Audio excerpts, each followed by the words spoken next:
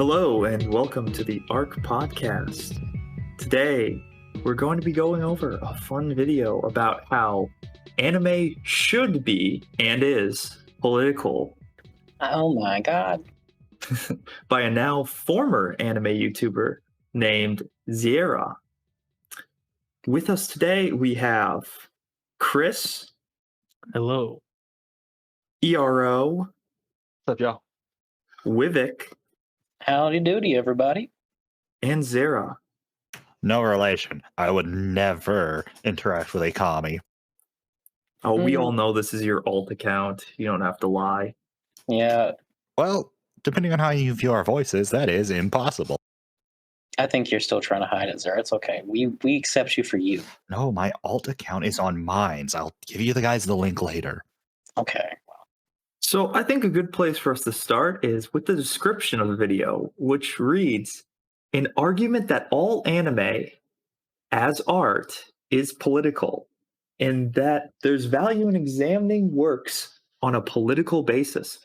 So, do you guys think all art is political? Yes, this rock I drew just to draw a rock is indeed political. I would go with no.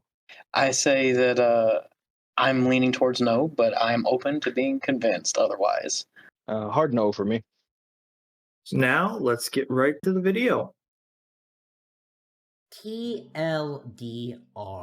Right-wing people are retarded. Trump is racist. More left-wing liberal nonsense. Borders are evil. Immigration and multiculturalism is good. Also, fuck biological genders, because homosexuality and transgenderism being a mental illness is bad. Also, fuck Trump and having borders. A comment on my Darling in the Franxx video. I just want to pause to say I don't see the point of this comment. Is it to be edgy? Is it to be funny? If it's supposed to be funny, where's the punchline? I'm not even offended. I'm not right wing. I don't like Trump, but I'm just confused. Are you making fun of this person? Are you supporting this person? Answer, damn it.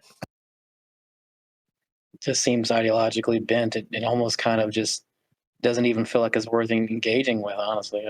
I was like, okay, well, I don't know what that was supposed to prove, but all right, that's how we're starting the video, with just oozing with, I guess, The charisma that leftists are known for.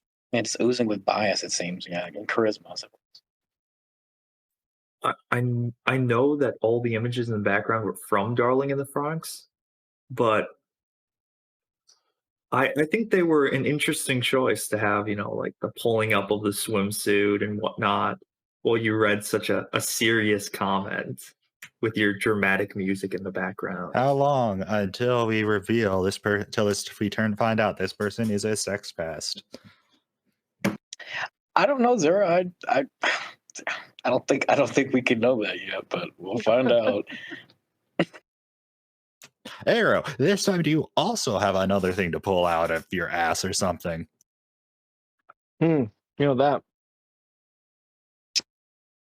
Well, let's hope.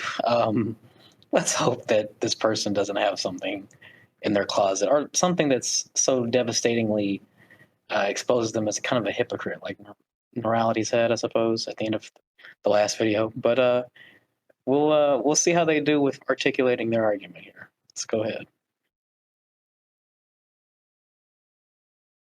Anime should be political. No, anime already is political, as is any other media you lay your eyes and ears upon. 男子も女子も日本人も外国人も関係なくみんな一緒。それが大事。みんなと違うとどうなるんですか？排除されることもある。So I did want to say on the comment about saying that anime is political, and that, anime should be political, or this says no, anime already is, as is any other media you lay your eyes on. I'm just thinking, like, so what's the policy prescription for, like, Your Lie in April, or Monster, or Junji Ito's horror collection? Like, there's a very clear way people use these terms, and it just doesn't seem to me in my mind at all apply to all forms of art at all, let alone anime. It's just kind of weird to just start your video off with that kind of dogmatism. I guess it's just I think that this is indicative of like a limited experience, because I think he's working with both a too strict definition of what art is or can be, and a too broad definition of what politics is, in my opinion. Yeah, I'd agree with that, Chris. Like, I mean, like in my notes, I listed a whole bunch of like different types of like art media that I think, or works that don't fall in line with that assertion. That every media you lay your eyes on is like political. But like, just to bring up an example within anime itself, like, would he say that the anime Keon is political? Well, you see, it's about Japanese schoolgirls, which implies this Western colonialism. actually he actually addresses something like that, because actually, man, I guess I don't want to jump ahead of him, but I believe he makes a point similar about something like that. But you're right. You're right, Arrow. It's just that's not inherently at all the case. It's about a girls' music club. Why is that? Exactly. Why is that overtly political? It's just so weird. Like, I've got other examples of like I said, I mentioned like Junji Ito's like horror collection, and I'm thinking about other medias. Like, is like Space Jam political? Like, does that apply to LeBron James play with the Yeah, Looney it's Tunes weird. characters? Is this I also thought, like, while watching the video, I'm like a big paleontology guy, and I'm like thinking to myself, like, well, like, what's political about paleo art? Like, I don't get it. Right? right? No, that's There's probably like, fair. because even in a little bit he's gonna sort of define it as like any kind of human interaction, and even if I accepted that, which I I kind of don't, like, even in something like paleo art, there is no depiction of human interaction. Even so, like, what's political there, right? Like, yeah, it just feels like he has a very limited scope of what art can be. So it's weird. Right, right. Yeah. So I don't know how much you guys listen to music or whatever, but a while back, it's like a noise series. Like, I don't know if you guys know what noise music is, but it's basically noise. it The whole point of that genre is to kind of try and find and flirt with the line, like, when does noise become music, right? And I think probably a couple years ago, this series called The Caretaker, got really popular on YouTube. And basically, the artist was trying to emulate through music how dementia affects someone's mind, because he had a couple people who were close to him that caught dementia and it deteriorated over a few years. And through his mixing, through like his sampling, through all this kind of stuff, he was trying to mimic what that, or try to portray what that kind of cognitive deterioration would sound like, right? And while I don't think it's very like listenable, I think it's actually a very moving like series, and it's super long. It's like 6 hours long, but Yeah. to sit through it and listen to it. But then my question is, so her, Zaria's assertion, this is political somehow, right? Even if it's part of the noise genre, which in itself is kind of a weird place artistically, Right, right. I know, and I started watching that video you're talking about. It's kind of rough to get through. But in general, like, I I wouldn't at all be able to classify that as political, not even the slightest. It's weird. It's just so weird. Weird starting place to come from. Do we want to wait till Zaria tries to define what politics is, or do we to define politics for ourselves, or we want to put forward a definition of politics since that's the underlying premise of the video? We'll go ahead and do that. We should probably wait until Okay, that's fine. they bring up theirs so we can That's fair. combat it. Every single thing which has arisen not from nature but from humanity bears upon it the mark of the society in which it was created. A society shaped by the political actions and actors which exist everywhere. And So, if I may make a joke, does this mean we do, in fact, live in a society? It does mean we live in a society, but I have to say that I don't know. It just feels like this. Never mind. Go. I'll let them finish. even nature itself shows clear signs of ideological influence. No media can escape the subtle personal biases of its creators, nor can any piece of art avoid being affected by the world it exists within. To claim otherwise would be to ignore art's universal feature, its ability to communicate. If we accept that all art, in some way, speaks to how human beings do or should act, then it must, as a result, speak to politics. This is not the Right. So I think that's enough. I think we've been given enough to engage with. I think we need to go back and cover that again, but that's because there's several things that are said even within that deserve to be dismantled in a way. But Do we really want to torture Chris, though? no, we don't want to torture Chris, but it's about actually engaging with the content. I'm sorry, but It's that's fine. that was a mouthful to deal with. He But I just think he wanted to say that the monkeys are fascists. Yes, I suppose we did want to say that the monkeys are politically inclined. So I think I'll put forth a definition of politics. You guys can tell me if you agree with it, and then we can probably try to engage with some of the things that were just said there. Does that sound good for everybody? Yeah. Yeah. Go ahead. Yep. Okay. So I've got politics is a complex series or system of interactions between individuals, groups, or nations that result in negotiation, policies, laws, compromise, or etc. to determine the organization of said actors as it relates to power, status, resources, and behavior within and between the parties involved. Does that make sense? I like it. Okay, Yeah, great. That's Okay, I think pretty that's accurate. I think that's a fairly good working definition.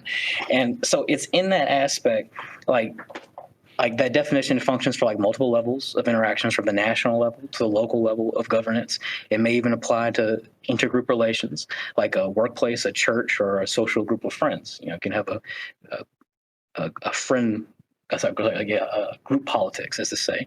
But I think the issue that we're primarily dealing with is the typical understanding and the kind of conflation of these terms as they kind of are used in our society. While politics may be a system of interactions that manifest in some way as at most levels of human or social engagement. Though I think a couple of examples where we don't think that politics necessarily manifest with are probably like the interaction between a mother and her child. I don't think there's anything about that could ever be considered political. Maybe I'm wrong, but I just don't think that politics touches something like that. But I mean, you could definitely not on the individual level, right?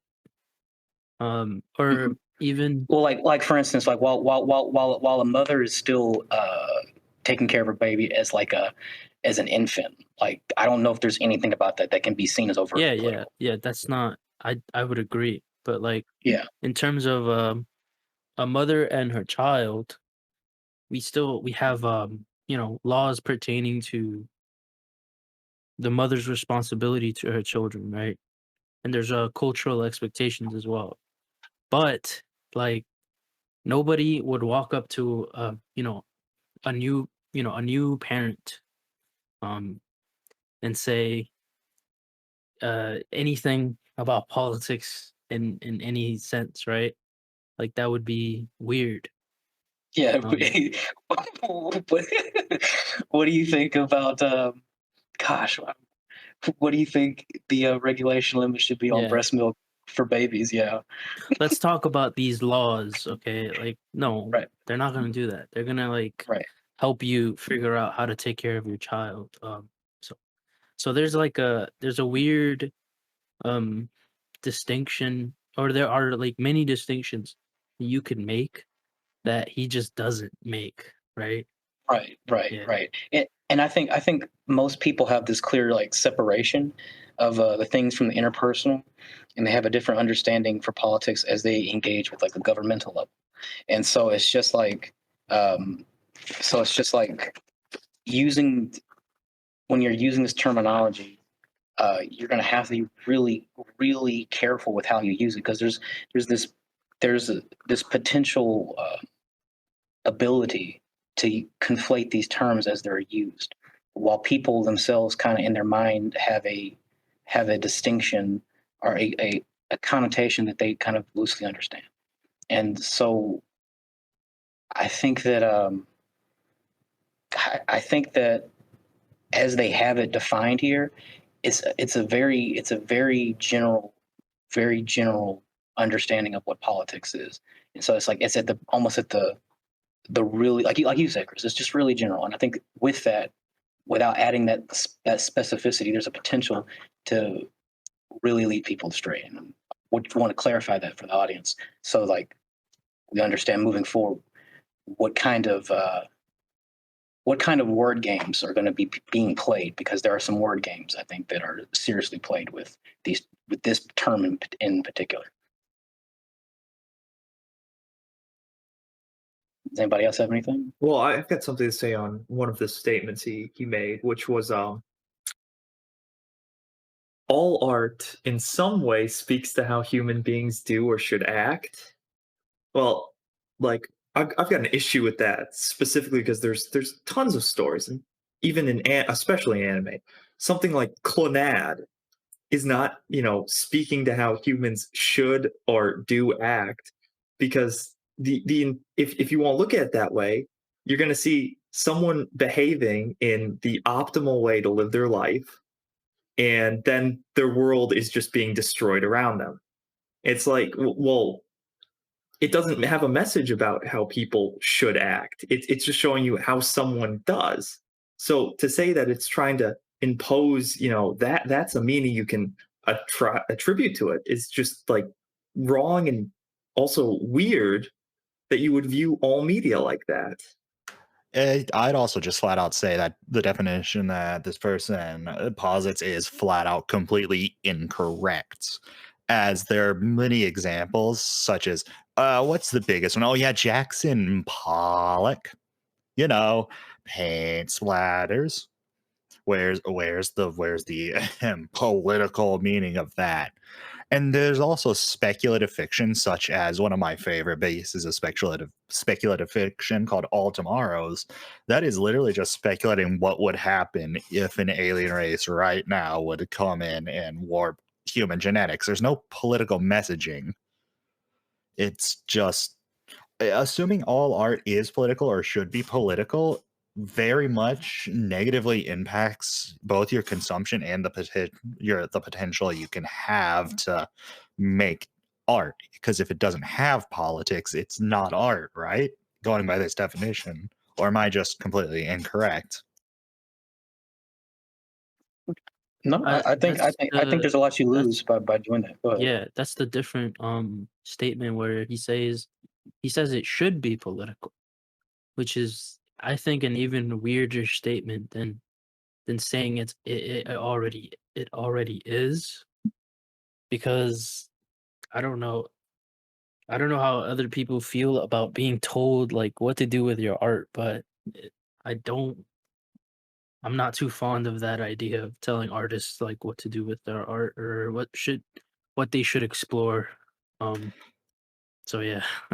All art should be political. Okay, commie. Yeah, pretty much. But So like, sorry. I want to touch back on what you said, Zara, about how if it's not quote unquote political, then it's not art. Well, when we get to the end of this video, he actually circles around back to that and basically states that. So I kind of just wanted to put a pin in that for later. Okay, that's a good point. Pin We noted. should make note of. There's something they do here in their explication here that I think is interesting to point out. I think they kind of contradict themselves. That's why I went back to the beginning here, so we could kind of follow it as all one thread again. So it's just like, because there's something they do as far as like saying, they make a distinction between the biological and the sociological, and then it seems to me they proceed to immediately erode that. And it's kind of weird. So I'll just play a little bit. Thing which has arisen not from nature but from humanity bears upon it the mark of the どうなるんですか？排除されることもある。 Every single thing which has arisen not from nature but from humanity bears upon it the mark of the society in which it was created. So every single thing that has risen from humanity, but not from nature, or not from nature, but from humanity, has upon it the mark of society in which it was created. Okay, so that's point one, right? A society shaped by the political actions and actors which exist everywhere. And even nature itself shows clear signs of ideological influence. So how is nature have clear signs of ideological influence? If nature is supposed to be that, has a leftist bias. well, if nature is supposed to be that thing which is actually outside of ideological influence. It's just a commie don't talking know. point in order to try to continue their anti-science bent of their entire existence. Their political perspective aside, like I'm saying, like it just for starting the construction of their video and trying to present their points. If you're going to try to have a working definition that makes it a clear distinction between the biological and the sociological, and then you immediately seem to erode that difference by saying that also contained within nature itself is the sociological manifestation. And it's just like, well, then if that's the case, what you've actually ended up saying, and this is in some ways isn't really wrong, but what you actually end up saying is that everything is just biological. And so what is it? It's like nothing's actually political. Everything's just biological. I think there was like it's not that. So he says that everything that has arisen from humanity is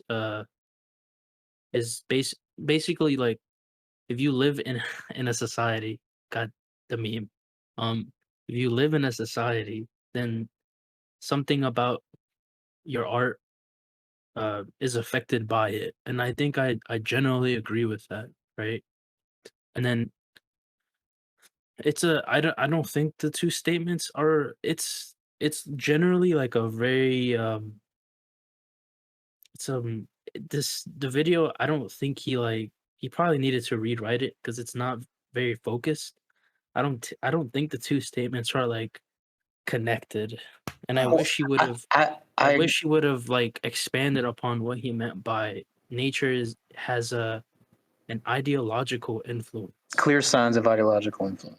Yeah. And if I'm like if I'm being like super charitable, like maybe he could be referring to like like just generally, so like the Industrial Revolution had like a big impact on nature in general, right? But like it's like I can't tell like what he's trying to say with the statement, right? I can like try to read his mind a little bit, but I can't. I don't know, right? I doesn't expand upon. You're right. I'm left thinking he's talking about Franz de Waal's research because of the monkeys that he has on the screen. But it's just like I don't really know what to think about it. But in general, when he says everything that has arisen from humanity and not from nature, to me, what you're making a very clear like point to is the idea of like social constructs, subjective constructions of reality, stuff like that. So you're making a very clear point to that kind of stuff. And what arises from humanity's engagement with that is, well, society itself. And so you're saying it's like it's if everything that has arisen not from nature but from humanity, it bears the mark of the society upon it from which it's created. You're using that to kind of flesh out your definition of what we're talking about when we're talking about politics or everything being politics. For you to then slip immediately back into the idea that, well, nature also has the same kind of potential for ideological I don't know, imprinting, ideological imprinting. And so if that's the case, then it's just like, well, what distinction did you actually really make, man? That's my issue. That's all. I mean, maybe I've already made it clear, but it's just like, it really does feel like they're contradicting themselves implicitly by what they're saying. But maybe I'm wrong. I don't know.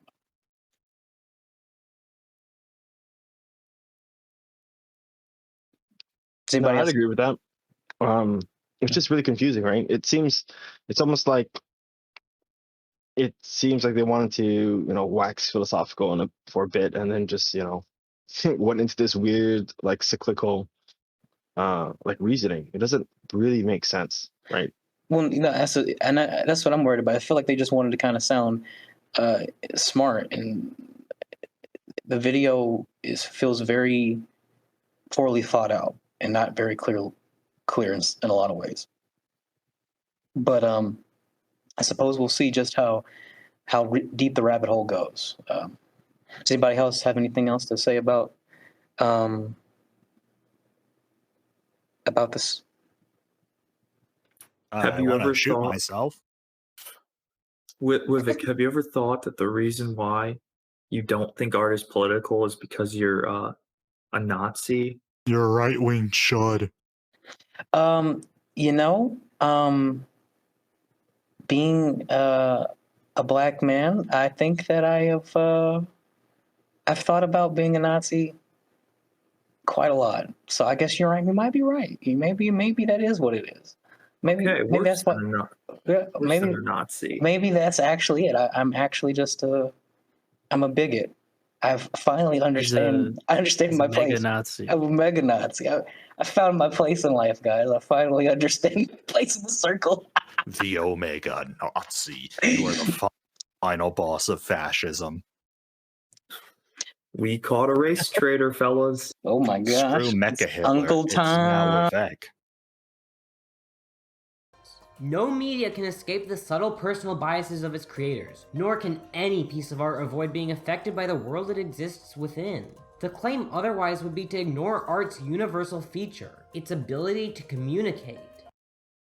So I hope I don't sound dismissive when I say this, but that's like a really tepid, basic take. There's not much to fight about it. It's just, okay, sure. Never use Land of the Lustrous for your fucking commie talking points again. And Zara, don't be a purist. We're not going to be purists around here. I mean, commies are allowed to like things too, Yeah, but they like things incorrectly, much like Nazis. Well, I do have contention with this assertion. Okay, go ahead. That art is the main goal is to communicate. I don't know about that. I don't think to be honest. I don't think it's saying that the main goal is. I wanted to make sure that I understood that as well. I think it says it's saying one of the universal features. So it's not saying it's even the only feature of art, but it's saying one of the universal features, or the universal feature of art, is its ability to communicate.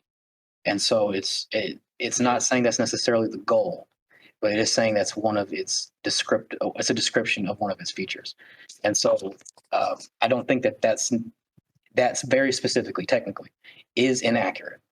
But go ahead. So I was gonna say, so with the statement that like a universal feature of art is its ability to communicate, I mean, I would agree, but I think I probably have a different reasoning for agreeing with that statement than he does, just because on like a fundamental level so if you draw at all, right, what you're trying to do, so like for example, if you're doing a landscaper, you may be working in like 2 or 3 point perspective.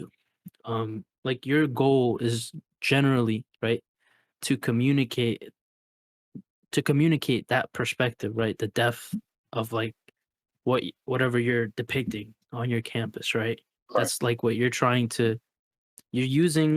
like arranging your lines in a certain way where it communicates perspective and depth and whatever, right? So Yep. like I would agree with that, but I don't know if he's thinking in the same manner that I am. I don't know. Yeah. Either. I don't Okay, know. so maybe I'm mind reading a bit because Okay, go how ahead. I'm taking, this video to mean is not what Chris described. Because I Mhm. agree with what Chris says. Because a lot of like, even in say like my industry, right, construction, when I'm looking at like drawings or I'm drawing something, right, for a change order, I'm trying to convey, something that's happened on a job site, right, and I'm putting it into plans for the as builds. So in a sense, yes, I'm communicating, right? But one, I would really call that art. This is a technical use of like I don't know how to use it, like a more basic word for drawing, like pictogram or something. It's a it's just a use of symbols to get across meaning, right?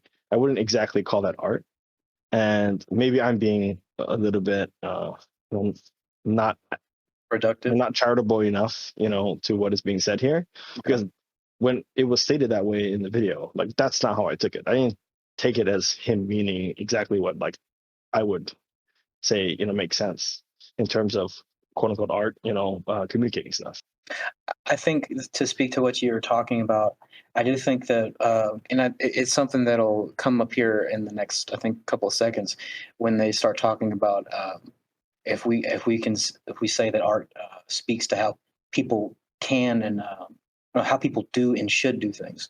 Um, I think art has a very, very broad definition, and I think the definition encapsulates and reflects all dimensions, patterns, um, and I want to say instantiations of the human experience and consciousness itself. It's very deep, and so I would say that even the pictograms or the pictures or the drawings that you're talking about are a reflection of that, though they're not being used necessarily for artistic purposes.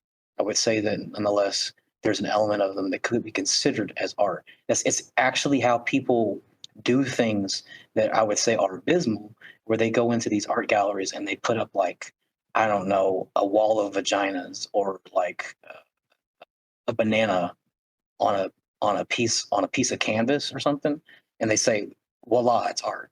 I mean, I can't technically argue with it, but it's not at all compelling or deep or moving in any kind of way. But it technically, you know, Fun fact about the banana: go ahead. after it was sold, and yes, it was sold.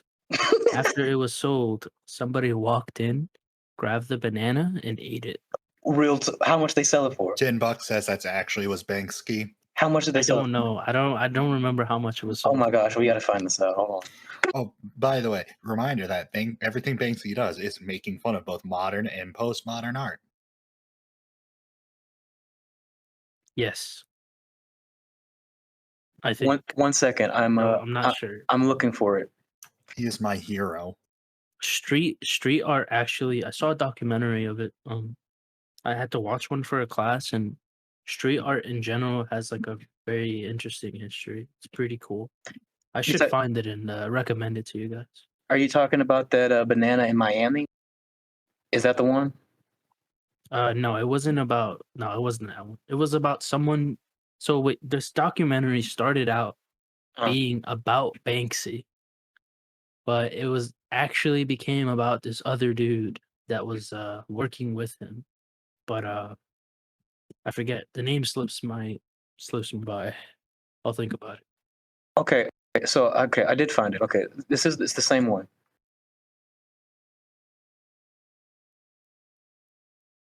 All right, I put it there in the chat. It is this is the article about about this $120,000 banana taped to a wall canvas that was sold. I can't believe this. And somebody ate that? You say, Chris? Yeah, I think somebody ate it. Oh my gosh, that's wild. Anyway, sorry. I think that's hilarious. But yeah, no. To speak back to what you were talking about, Arrow, I think it's a very broad definition, and so there's a lot. There's a potential. I would say there's a potential. There's a potential to potentially exclude things from art that people do in a way to deal with the quality of art. But I think you can deal with the quality without reducing the scope and the span of all that art is. And because I definitely would agree with you that the quality of the artistic endeavors, like a banana taped to a wall, is very, very low. You know, I do wonder, is this person a postmodernist? Because if they are, their entire point that all anime should be political is incorrect, as modernism in and of itself is a challenge of what can be considered art. Yes, very true. I'm pretty There's sure they're there's postmodernist just based on their other videos. Well, if they're postmodernist, I don't. Oh, so they're Sorry, go retarded. ahead. Gotcha. Yeah, so postmodernism in the political and sense, and then the artistic sense are two very different things. I don't. Well, it's been like a couple of days since I watched the video. Maybe he is, but the first time I don't think I got a vibe of him being any kind of postmodernist. But That's why we'll I'm see. asking if, because if not, then this is just weird. A weird video about someone who wants something to be one specific way. Which, by the way, I have to admit, I love it when authoritarians don't hide their power level. I You think know, I think that we should we should I don't know, I guess maybe. I don't know. I There is some of the video I haven't seen, so I don't know exactly how deep the commie hole goes. But so far, what they've said doesn't seem communist. It just seems really, really potentially. It seems potentially deceptive by I've been conflating the doing- definitions, but it also seems also just kind of unaware of itself in some ways as well. After he says it, that because he just outright says that he's a leftist. After he says it, some of the examples like make it very apparent that he's like a leftist. Yeah. Okay. Yeah, he's a self-avowed leftist, and I've done some farming, so I do know that the person is also just a communist. Okay. Well, then there we go. We've got the team working behind the scenes to bring to you guys the finer details. On the note that all media is political, I would like to know what the political merits are of a documentary I saw on YouTube a while back called. Was it about corn? No, it was called Crackheads Gone Wild too, and it was just this guy's going around messing with crackheads in New York, and that was just the documentary. What's the political messaging of bum fights? Exactly. Well, exactly. you see, it's about wealth inequality and how capitalism is bad. I just think people want to see. That's very terrible, but I do think people want to see bums fight. That's all I can't help but think. Yeah, I mean, some things are just for entertainment's sake, Artistic gonna- intent matters so much more than whatever shitty death of the author take you have. I suppose. But I guess we'll get to how they may deal with that, because it's I don't know. I think I agree with how they're using death of the author, at least as this video seems to imply. But anyway, does anybody else have anything else to say about this before we move forward? No. I think we're good. If we accept that all art, in some way, speaks to how human beings do or should act, then it must, as a result, speak to politics. And this is when I would have said the whole thing about like art being an extremely expansive definition, but we've already done it. So This is not the politics of elections and leaders. It is the politics of society's organization. all right, so this is that part right there. That's real important. So what I said before about how politics has a very clear separation or a connotation within the way it's used culturally and how it's technically used. So very clearly, they're laying a separation here. Separation. So it's not the politics of what do they say, pulleys and levers, or pulls and levers. Yeah. Okay. So you're not talking about how governments are run. You're not talking about politics in its stereotypically understood way. Okay. But what you're going to, but you're talking about the political or the engagements between peoples and individuals, interaction between groups. So you're talking about more at a fundamentally interpersonal level is what you're going to is what's being put forward here. But then what we're going to see is actually how it's used when talking about topics. But anyway, which this kind of just shows that this entire video is a straw man, as this person already set up what people actually have a problem with.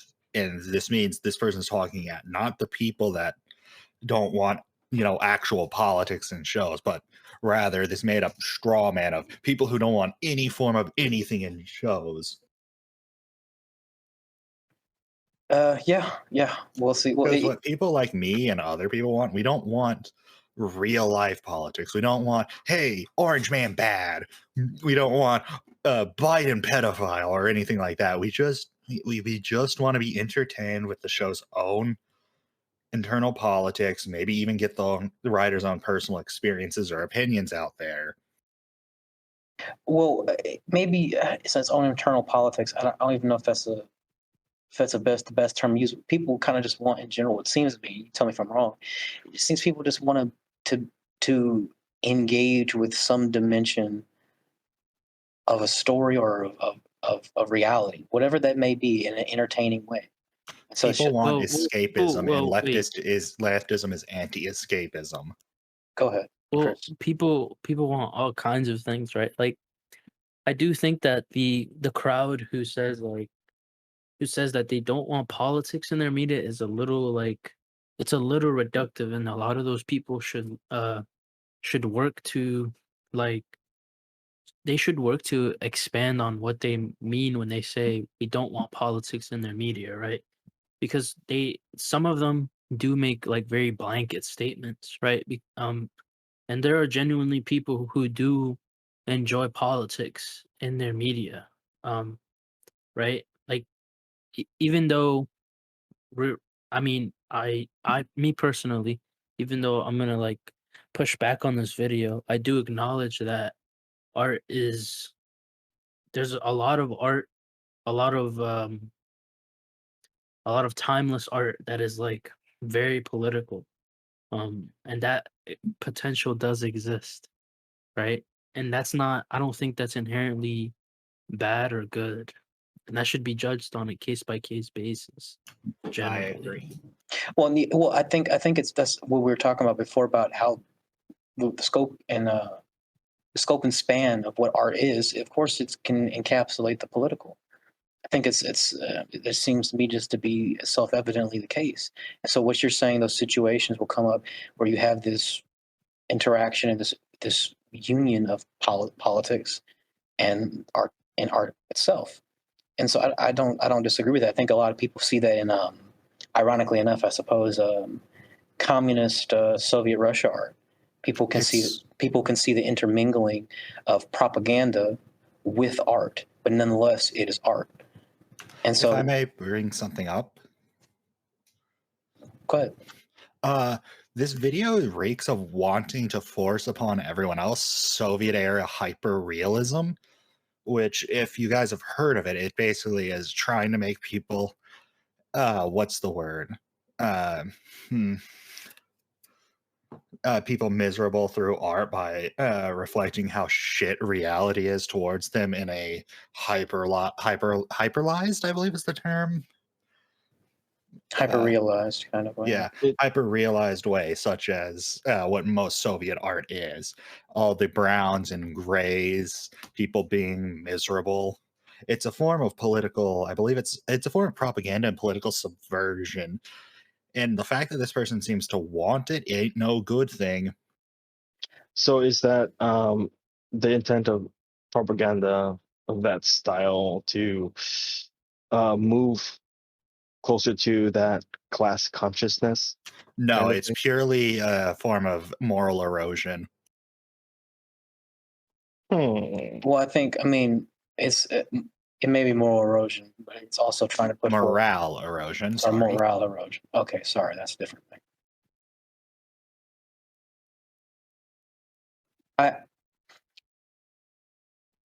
I do think I was about to say what you said about perhaps people trying to be more clear on the other side of this argument, where they talk about um, how they don't want politics in their art. I think that's a perfectly fair thing to say.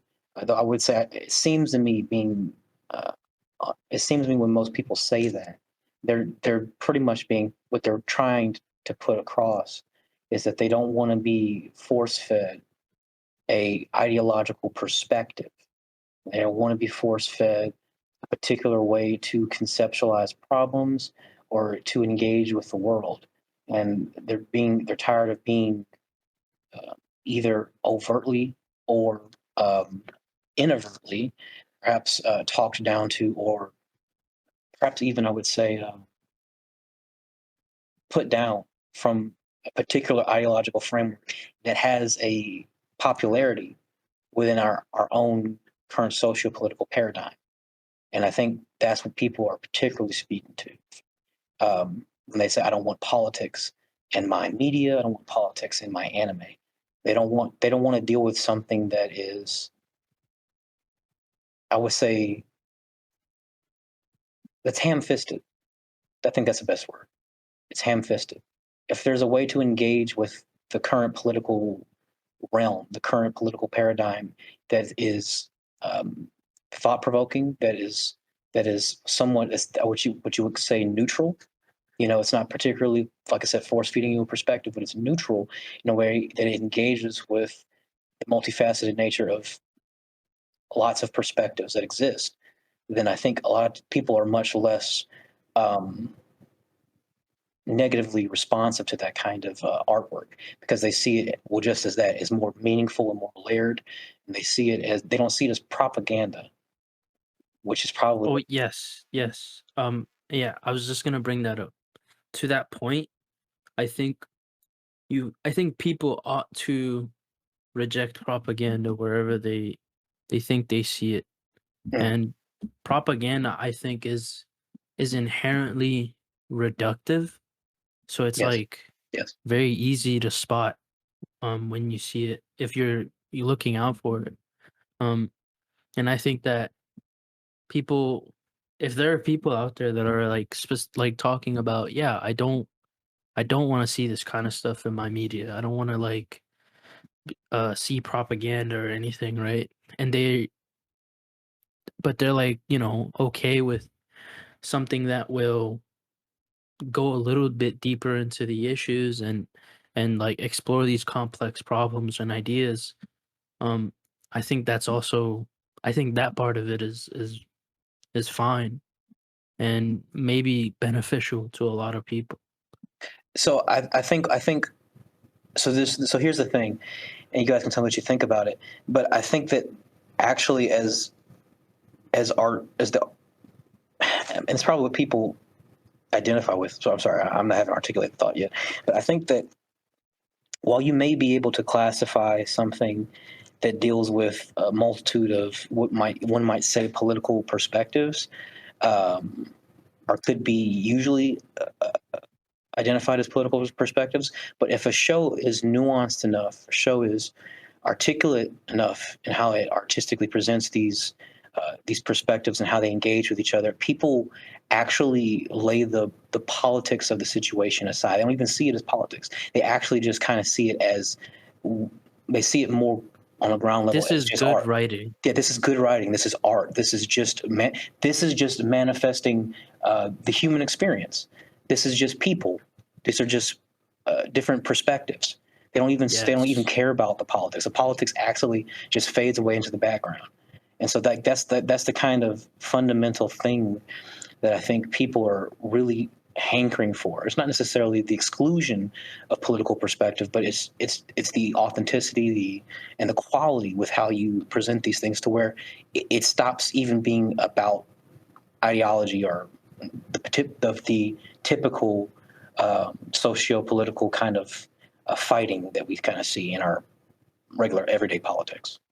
It's a case of preference for immersion rather than how should I phrase this? Because I kind of just want to say propaganda, but I know this person in their community would agree about me calling shit propaganda. Right.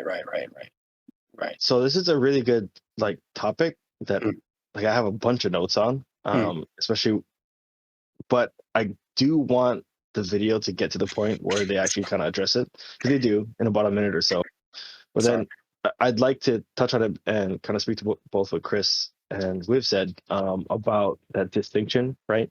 Of having a more meaty like content versus having like propaganda or like soapbox ish type of commentary happening. Right. Okay. Sorry about that. We should go ahead and let the video play on. Does anybody have anything else to say? Of the ways in which many individuals shape the world around them. さあ、今すぐストライキなどおやめなさい。ブルジョワに労働者の気持ちがわかるか。 Yep. Who wants bad subtitling? I don't. I'm trying to defend this person, but about being a communist. But then, unironically, they kind of put a quote about the bourgeoisie and the working class on screen. I know they're not necessarily trying to. Oh wait, was that a miss sub by Crunchyroll? I don't know. All I know is shit subs deserve to burn, and Crunchyroll's basically the only thing that does shit subs nowadays. Maybe so, but yeah, I can't. When you put that kind of stuff up on the screen, I guess you're not trying to hide it at that point, right? Okay. Who needs to hide their power level when leftism is unfortunately more popular than anything else right now? All right, let's go ahead. Also, I'm not into any feminist culture or whatsoever, but when talking about anime, let's just stay away from these IRL politic issue. An old man used to say to me, politic is like a venom leaking from the sinner throne. So, like, I'm sorry, Emo. I know we're not Emo, but Arrow. I apologize. I know you're trying to get along, but what's the thing about picking some of the most unintelligent comments that you have and using that as like a typical standard or example of your opposition? It's to create a straw man. Also, if I may, that comment is fucking based. What are you talking about? Yeah, that's super based, dude. Venom leaking from a sinner throne. Oh man. More sinners for the sinner throne. I mean, he kind of made the point that Wiv was talking about earlier, that it's like blatant calls to like real life shit, right? That people want to like engage not see in their media. Yeah. Right. Sorry, let's go ahead. This is your political opinion. Don't put it in a video as an objective fact. Accurate. Oh yeah, that's just a good take. I can't. No one cares a shit about your political opinion if you're trying to pass it off as this is factually correct. Well, I mean, it's just when you're trying to critique something, it's a very good and honest thing, I think, for your audience. That puts them at ease as well, to know that you're able to look at what you have to say in a critical fashion, that you can separate your political opinions or your opinions in general from what facts are. You don't try to conflate the two. In general, it's just a good piece of advice, but it's kind of being put forward as if it's a bad thing. I don't know. It's a case of just another leftist thinks their worldview is factually correct when politics is nothing more than philosophical autofellatio most of the time. Oof. These days, people try to put politics into everything. It seems like everything in the entertainment medium has to be political or controversial. Across many mediums. I do have to say though, I do respect the fact that they got people to read those for this video. It's a I pretty good find. don't. You know how easy it is to ask some random friend, because leftists don't have friends; they have useful idiots to read off lines. Okay. I respect that take. The arrow's like, well, you know what? Okay. People will bleat about keeping your politics out of our enjoyment. Anime, politics, no. People need to shut the up about political agendas within the video game industry. Comics are now oversaturated with political agenda. Some things are supposed to be safe spaces from politics, right? Yeah. And safe spaces from politics. So this is part. I don't know if I keep stopping. I'm sorry, Arrow. But this is kind of part of what I'm talking about before, when there's this conflation being run around. Like, so you clearly, as the creator of the video, have made a separation that we're not talking about the politics of pulleys and levers, or poles and levers is what you said, I believe. So if you're gonna not make that distinction, why would you literally put Fox News up on the screen? Yeah, especially since they are very clearly talking about the poles and levers type of politics, as this person referred to them as. Yeah, because I'm saying, and all these other examples you're bringing up, examples of people talking about like the instantiation of a perspective within their media that they're dealing with that has a grounding or framing in our current socio-political landscape. And so they're clearly talking about something that's actively engaged with that process.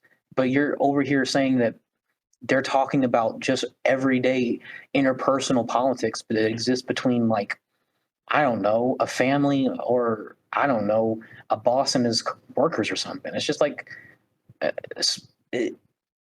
you're doing this conflation, and it seems dishonest. And it's like it's really a problem moving forward in the video, I think. But anyway.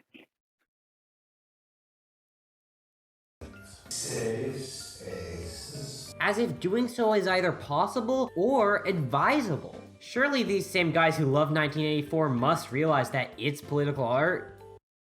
That is a straw man. I do not have to explain it, because if you're even remotely not a mouth breather, you should understand why this is a straw man. Well, go ahead and explain it for those mouth breathers out there, Zero. Because most people, they're not talking about things like 1984. They're talking about things that shove in politics that are extremely poorly done or are not supposed to be political fiction.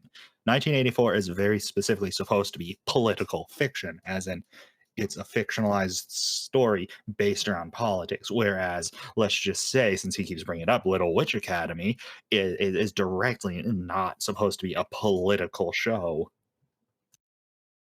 And I think to actually, on a side note, to speak to what you were talking about before, Chris, I think 1984 is a good example of that. Outside of what we talked about with Soviet art, where like the political and the artistic meet up in a very interesting and, I would say, compelling way. It's just one of those timeless pieces of work, I think. Yeah, it's one of those. It's one of those timeless things that nobody ever forgets. Yeah, this person probably genuinely believes that 1984 is a handbook. I guess I don't know enough about Orwell's process, but for me, like, if Orwell created something like that is timeless, it's more about the exploration of particular kinds of facets or dimensions of human experience, like authoritarianism or tyranny, or how those kinds of perspectives affected society, and that's what he's dealing with more so than any particular set ideology. Though it does map on very clearly to a couple of set ideologies that, like communism and fascism, we can think of very clearly. But anyway, Zara's point, I think, is very clear. That was just a step that I was making. You don't exactly see screaming at novelists to keep politics out of their works, now do you? I guess, man. Feels like a weird point to make, sorry. you. No, this is something which is most common in younger forms. Those where the desire to be seen as truly artistic is strong, but where the actual dynamics associated with being a proper art form are not yet present. Just take a look at the comments I listed off. While the ones claiming I'm bringing a Western perspective into a Japanese show are off base, Japan's politics aren't some mythical beast which can't even be compared to ours. It's the idea that the show is Actually, they very much can't be compared to ours. But hey, you're just the fucking white, well, I don't white cultural supremacist here. So what am I thinking about? I just don't see how Japan's politics being compared to ours is at all having to do with. Maybe you're gonna make a point. Maybe I'm cutting them off. Why is that relevant to why people just don't want it in their media at all? Maybe people in Japan don't want Japanese politics in their shows as well. People in Japan fucking hate the idea of American politics making in the show, which, you know, is almost entirely what people have a problem with anime. It's almost like this person's making nothing but a straw man. Well, I mean, I think they're going to give some examples, but I guess what the point being said here is that, well, Japanese politics are probably in their animes, and the Japanese don't seem to care about it. So why do we as Americans, or we as weeaboos, seem to care so much about having politics injected in anime, as if their politics are so separate from ours? But it's like you already said, Zaria, their politics are not our politics. And I don't know if you've ever read a Japanese forum about what they think about our politics, but it's a pretty spicy place. They are not hate our politics. They're not very kind about us. I don't think I could even post or even talk about some of the stuff they say, because it might get us taken off of YouTube. You're not wrong. Also, a quick shout out to Diversity in Comics for featuring in this video. isn't connected to real-world politics that blows my mind. Darla Frat puts forth some pretty straightforward statements, even if it mucks them up a bit. As one of the most... What's the political messaging in Darling in the Franxx? No one knows because it's that poorly written. Do we need to watch their video on Darling in the Franxx as well? Oh God, no. I don't even want to watch Darling in the Franxx to begin with. Why would I put myself through some terrible leftist of the opinion on an already terrible show? I mean, I watched Darling in the Franxx. I watched it and it was all right for all the way up till episode 18 or 19. I forget whichever one that was. But maybe I missed it.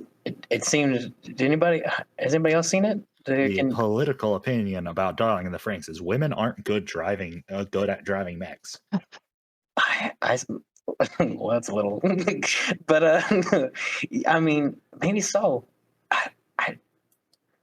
I saw it when it first aired. I don't remember anything about it. It just wasn't memorable to me. Well, I mean, I can kind of briefly describe the plot, but I'm thinking about that plot, about this kind of general society where you have to kind of fight these roving with these monsters that are trying to destroy the last bastion of humanity's existence, and people have to. It's this city where people have to mine energy out of the ground, and they use that energy for everything, and it's very important that they protect this last bastion of humanity. And what they do is they use people as a way to power these suits of armor. And they do it in an extremely creepily sexual. It's obviously in a sexual way. It's obviously meant to be to have that overt imaging. Sorry, nice. Overt subliminal messaging, as oxymoronical as that is, but that overt subliminal messaging for Japan, for people to overt queer coding. No. People need to reproduce. That's what they're trying to get people to do over there. But so much anime has that propaganda. It's so funny how bad it is. But I just can't. Anyway, I just can't think of anything. I'm over here beating my head up against the wall. I'm sorry, I shouldn't be holding this up for that. Okay, let's. Anybody else? No, this pause is good because they just said the line that I was waiting for them to say before I jump into this topic, and it was that it's the idea that the show isn't connected to real world politics that blows my mind. right? Which I have a huge contention for because, like, well, maybe not contention. It's more like I don't understand why that matters so much to you, right? And this really points back to what you guys were talking about. So there's a little groundwork, like about myself. Like I write, um, I wouldn't call myself amateur novelist or anything like that. But maybe a hobbyist. Like I write short stories. Like I'm currently working on like my first book, like novel length story. All But one of the things that goes into that is also reading a lot about writing in general. I read a lot about script writing since I watch so many shows, and I also just read a lot of books, right?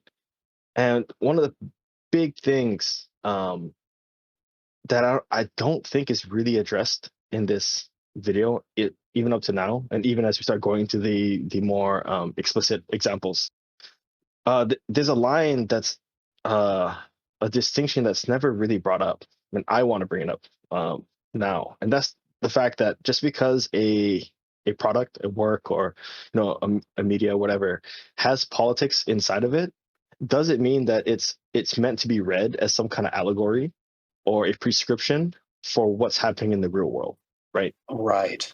And so there's a difference between in work like politics and real life politics, and that really points to like what we were talking about, like 1984, right?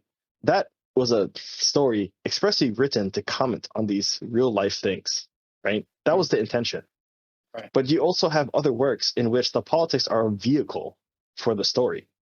They're not really there to explain much or to prescribe anything to anything outside of that. Right. I think a good example of that is Full Metal Alchemist. Yeah. Oh, we'll get to that. Oh yeah, that's a good distinction to make, I think. So like you're saying like something that is emulating politics within the text of the story, right? Yeah. Yeah, that's a good distinction to make, because I mean I can think of a lot of stuff that does that I still wouldn't describe it as political. I wouldn't just walk up to a person and say, "Hey, you should watch this." And then they'll like ask me, "Well, what's it about or what genre?" And I'm gonna say like, "It's political. You'll love it." Like I would never describe some things like this way, right? Yeah, you might scare him off. Exactly. You might scare them off. And to, I guess, elaborate a little bit more, right?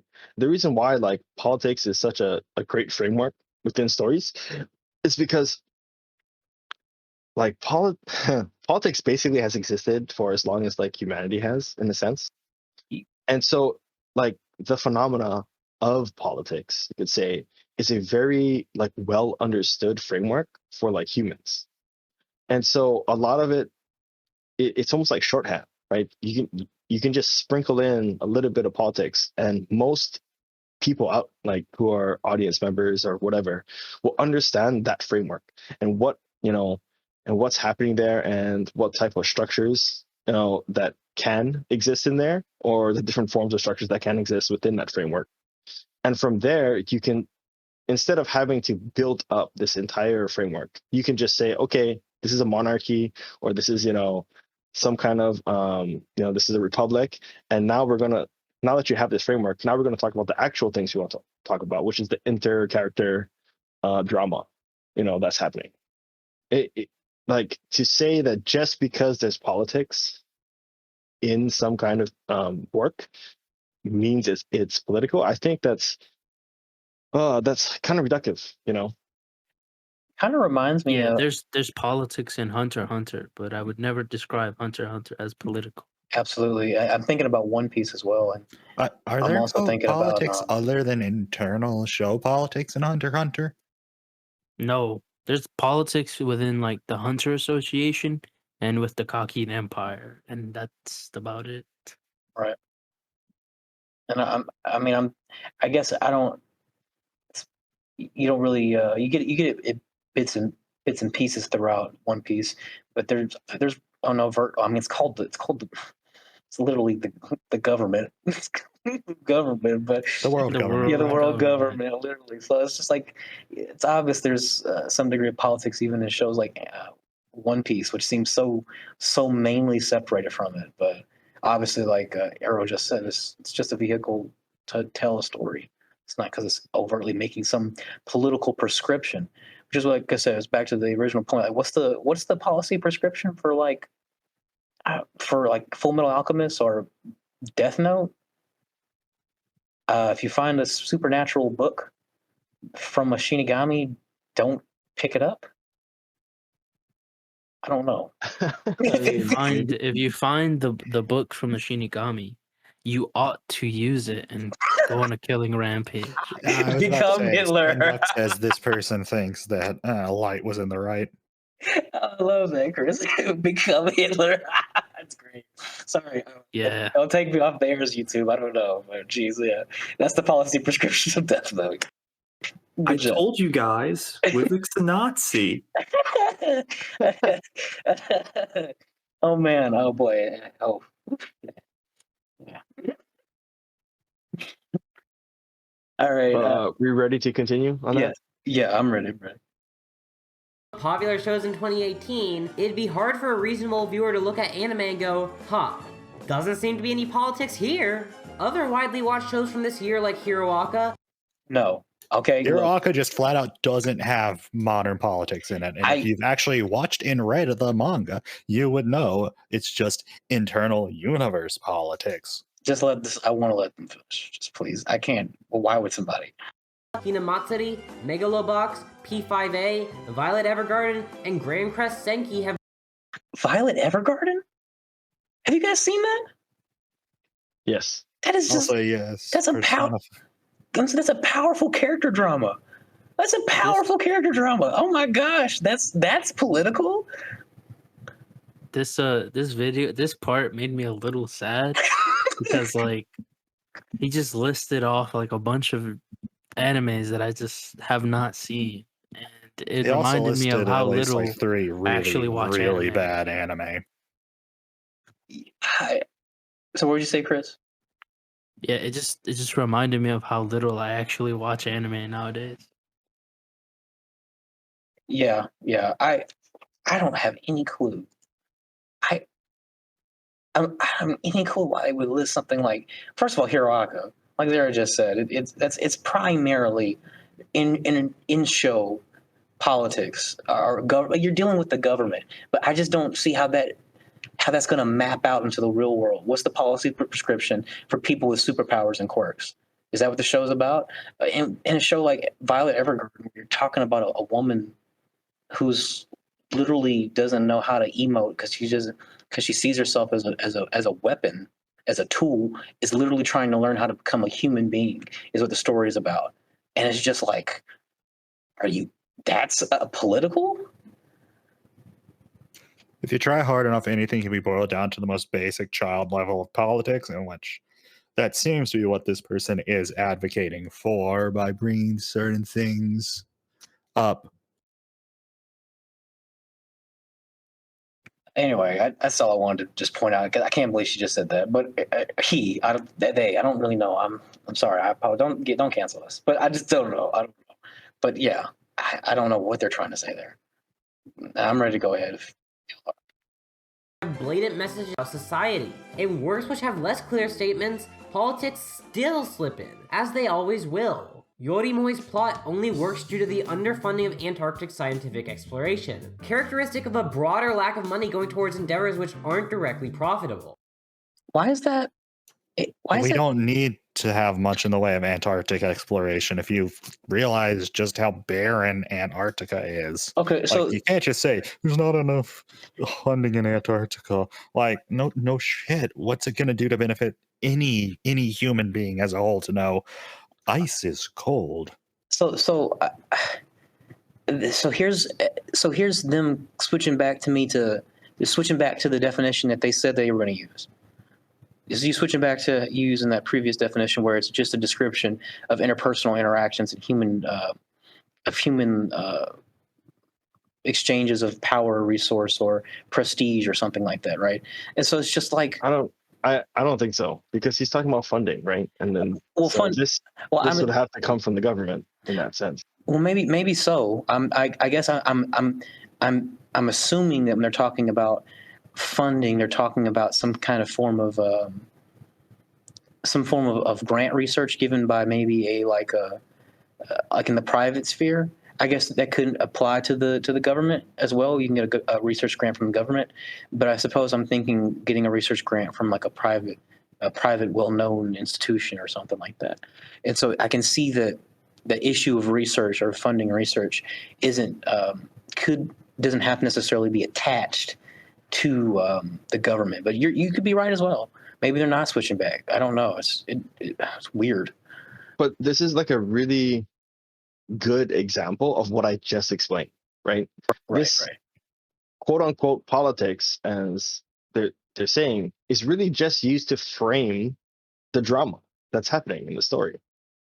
It's like, what more is it there for, in a sense? It's not the core of, I guess, what the intent of the work is, right? Like, which you couldn't say about, say, like Huxley's like Brave New World, or Orwell's 1984. Like, they're expressly about talking about the politics, Right. I know. I don't think I disagree. Yeah, it's being used in like very, very different ways.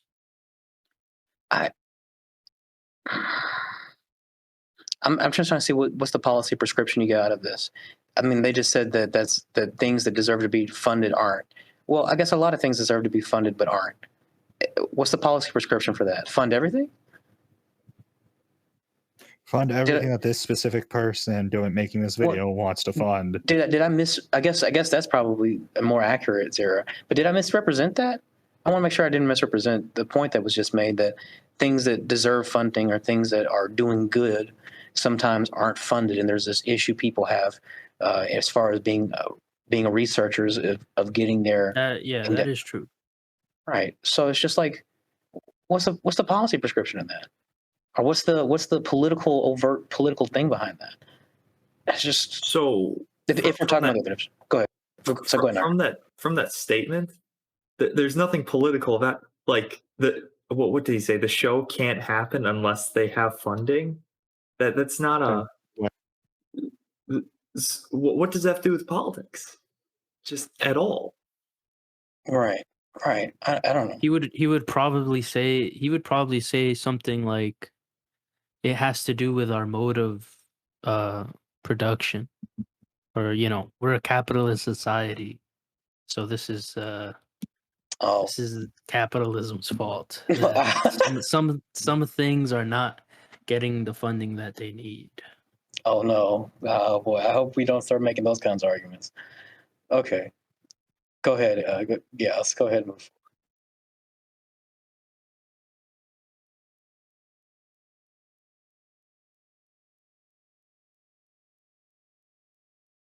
Right, exactly what you said, Aaron.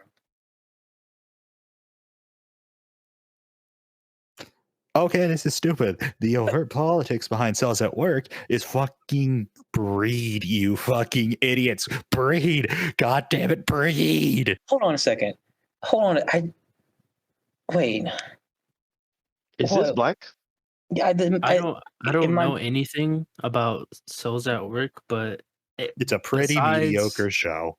Oh, and Cancer is portrayed as sad.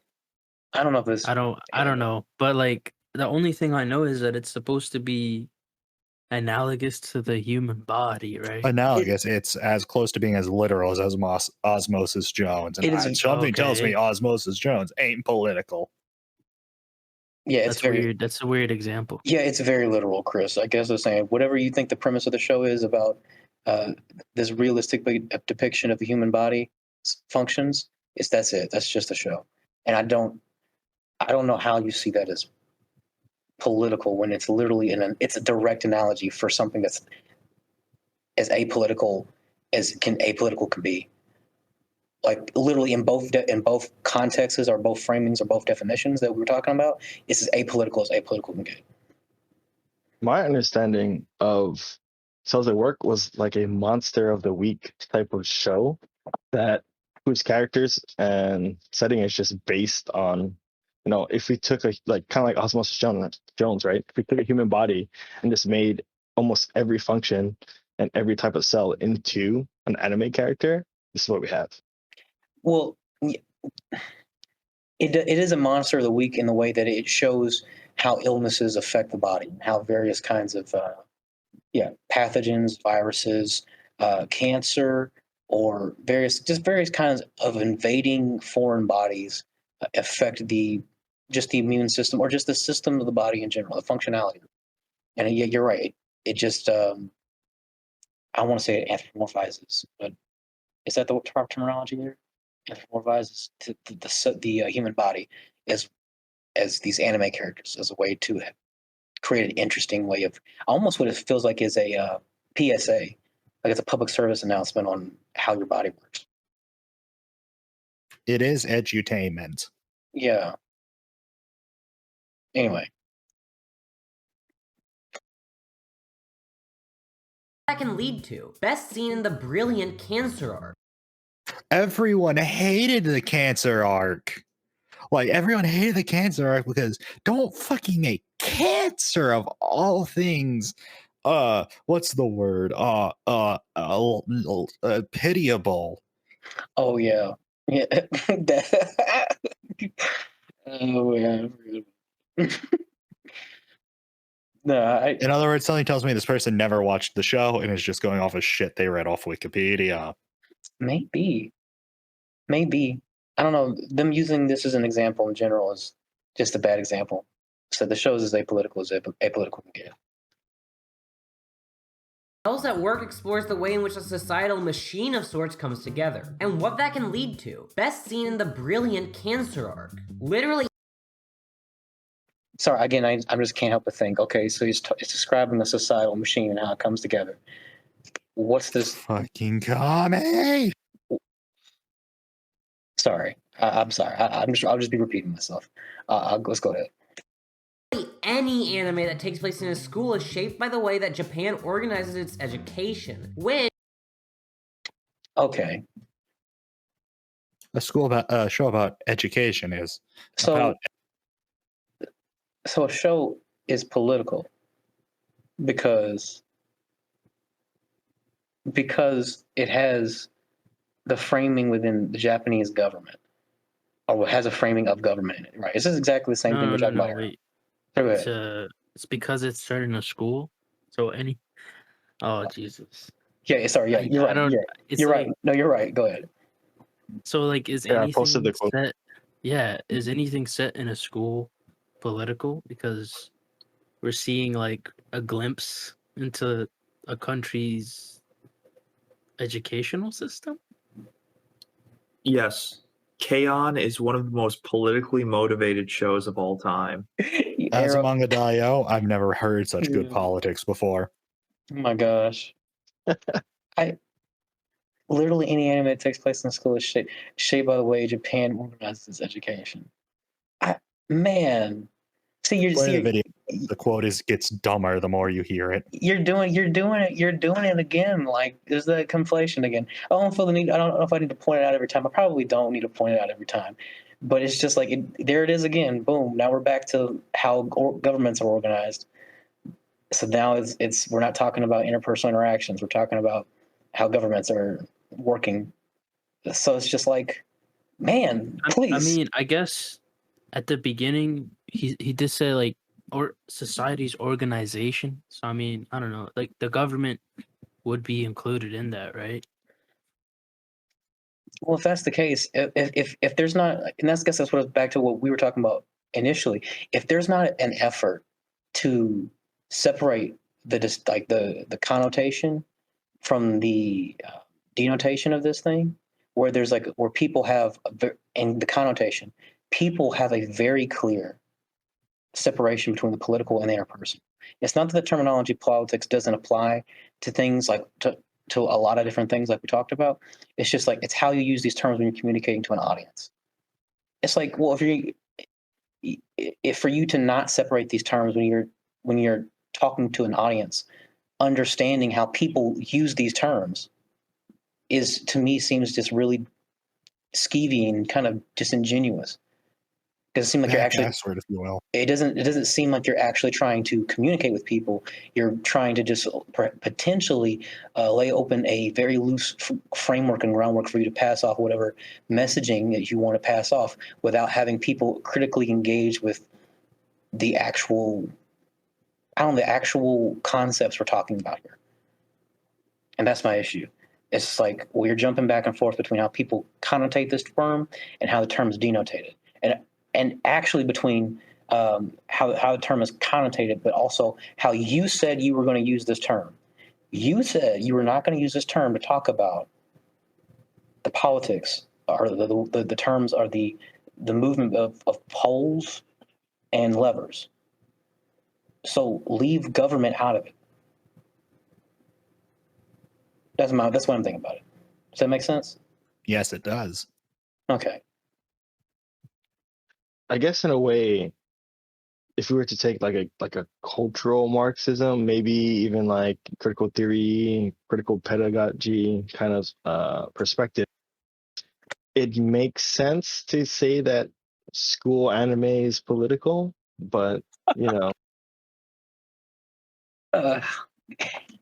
Yeah, but even something like critical pedagogy isn't in anything ever that I have seen that is set in a school. Critical Like, pedagogy doesn't critical even pedagogy exist has in never Japan. been. Yeah, well, I don't know, maybe, but I doubt it. Yeah, but like, yeah, something like critical pedagogy hasn't ever been discussed in like in any way that I can remember. Right. This is such a shit take, dude. I don't know. It's hard to know how to respond to it. It's hard to know how to respond to it. Honestly, I think it leads back to what you already made the distinction about here. Again, I hope we're just not repeating ourselves at this point. But just because something is using what might be as a political system, or just I don't know, man. School is actually so integral to our everyday interactions as people. I don't even know. I mean, obviously, we can see that it's a governmental and political entity in a fashion, but it facilitates so much of everyday, just normal interpersonal interactions. People don't really think about it like that when they talk about, oh, I'm going to school. People say I'm going to school, they're not thinking Yeah. about it like that, man. And so when you're talking about They're thinking about keeping, who's gonna have control of the curriculum, right? Are we gonna leave that up to the federal government, or are we gonna leave that up to the local government, or what's the budget? How much money is the federal government gonna give to the local governments to then give to their schools? Things like that, right? Like, kids aren't those thinking. national policies and shit like that, right? Kids aren't thinking. Kids are thinking about, oh, that's the place where I go to see my friends. That's where I go to see my friends. Like, geez, man. Like, it's so weird understanding how all these things layer on themselves for someone to just very messily use the terminology political in the way it's being used here to try to put forward an argument that is very, very poorly framed or very poorly argued, I'll say. Anyway. Which, I might add, has gone through numerous changes over time, most clearly due to the direct effects of colonialism and occupation. Distinctly political process. Colonialism. Something set in our modern world will be political, because said we did occupy Japan for a time. Occupation is not colonialism, though. Well, I don't It's know the enough part. to- They're just using a scare word in order to get them leftist jimmies rustled, so they blindly believe him without critical thinking. Yeah, So, I guess the question is, who's doing the colonizing? Because this person is for wanting to involve white politics in Japan. Because the Empire of Japan definitely within its history has done some very, how do I say? Colonial. Colonial things, dude.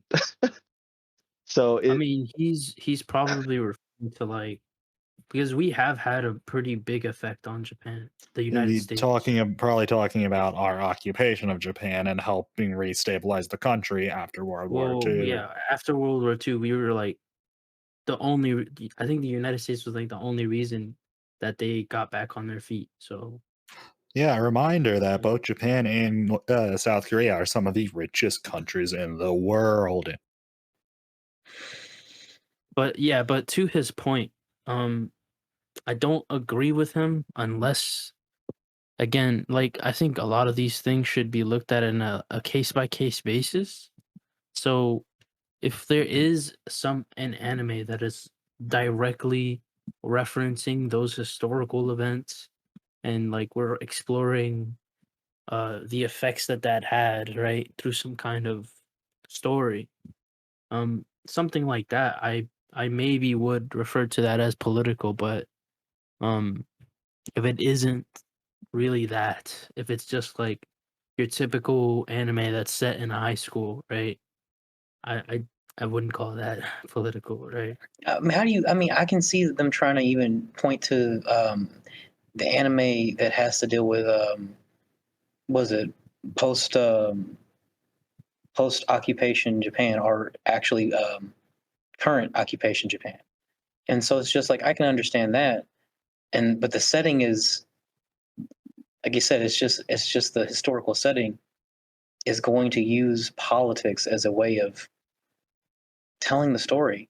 It's not that the story itself is intrinsically dealing with those things. It's so I guess it's so I don't know. It's all so muddy. These things, these concepts can all just fall on themselves, and people you got to really take a very clear and measured approach to separate things out so as to be clear, and it's just none of that's being done. Yeah, and the fact that this scene is from K-On! Is also triggering me. Yeah, as I was saying, you mentioned K-On! Several times, and just I guess here we are. K-On!'s political, I guess. The modern world is shaped by political decisions and forces. If multiple humans are Something together, being there'll be shaped by politics of political some sort. forces does not mean it in of itself is political. Yeah, it's yeah. It just seems like that's what we've been parroting, not parroting, but we've just been saying that over and over again because it just keeps manifesting itself at every level of this dissertation. I call it a dissertation, but this monologue. Sorry, my bad. Don't call it a monologue. That word's too long and smart for this video. Well, well, I don't know. All right, let's go ahead and move forward. Something set in our modern world will be political, because said modern world is shaped by political decisions and forces. If multiple humans are together, there'll be politics of some sort, even if that doesn't immediately stand out. でも、私丁寧に書いてたら、時間がいくらあっても足りない。このままじゃ、いつまで経ってもスピードが上がらない。技術も磨けない。どっちつかずの使えないアニメーターになって、食べていけない。It's called Get Good, you bimbo. What? I don't know. What does this have? What did that clip have to do anything with what we're talking about? Because it's trying to imply that office politics of someone not being good enough at their job in order to keep worrying about them not being good at their job to keep it is somehow political. Like I said, that's them jumping back to the other definition. I think is that what's going to happen this entire video? Do we even need to point it out anymore?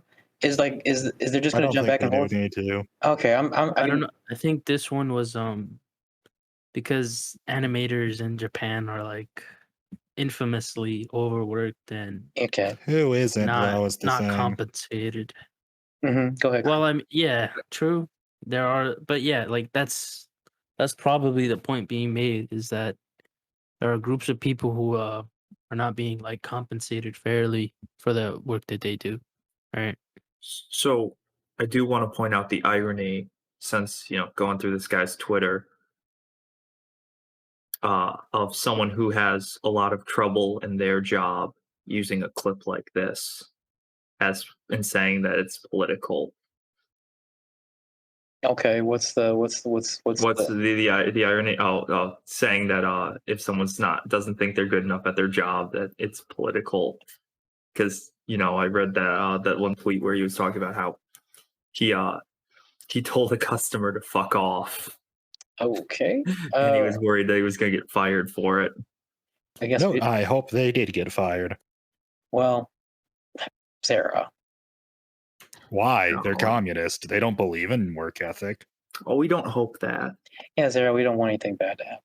I just find that there's a little bit of irony, and I think it's kind of funny. Yeah, I agree. It's Fine, certainly ironic. fine. I'll stop being an edgelord. Common fallback from this is to claim that obviously there will be some politics in anything if you boil the term down to that. According to these people, blatant, on-the-nose politics. Oh, so that was a great summary of this whole entire video, I think. Right there. The obviously there'll be some politics if we boil it down to that, right? Guys, any interaction between humans is politics. Therefore, everything has politics. Yeah. Like I said, if you have the definition, the working definition that I guess we talked about at the beginning, right, where it encapsulates a whole bunch of human experiences. If that's all you use to talk about politics, everything has politics in it, and it's not really useful. It's not useful to even talk about politics in that way, which is why people naturally make the distinction between interpersonal relations and like governmental bodies and infrastructure and policy prescription and stuff.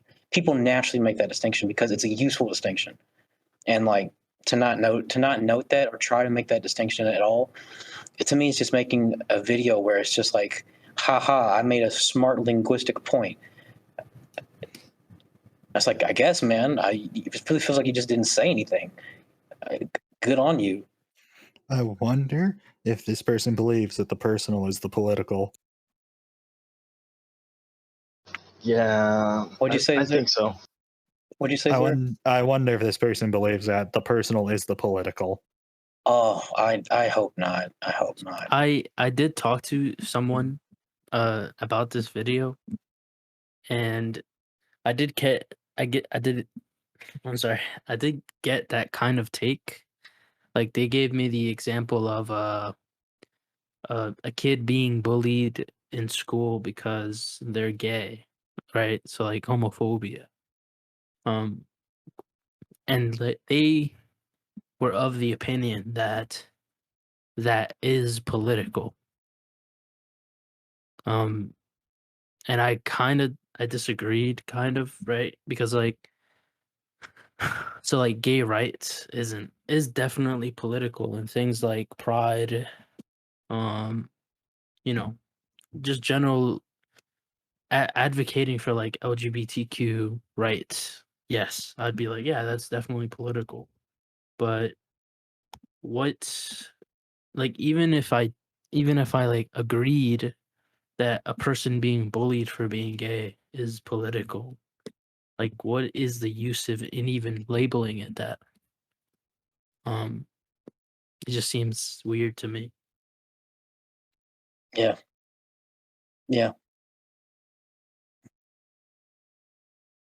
Man. Okay, let's go ahead and let's back up a little bit, then move forward.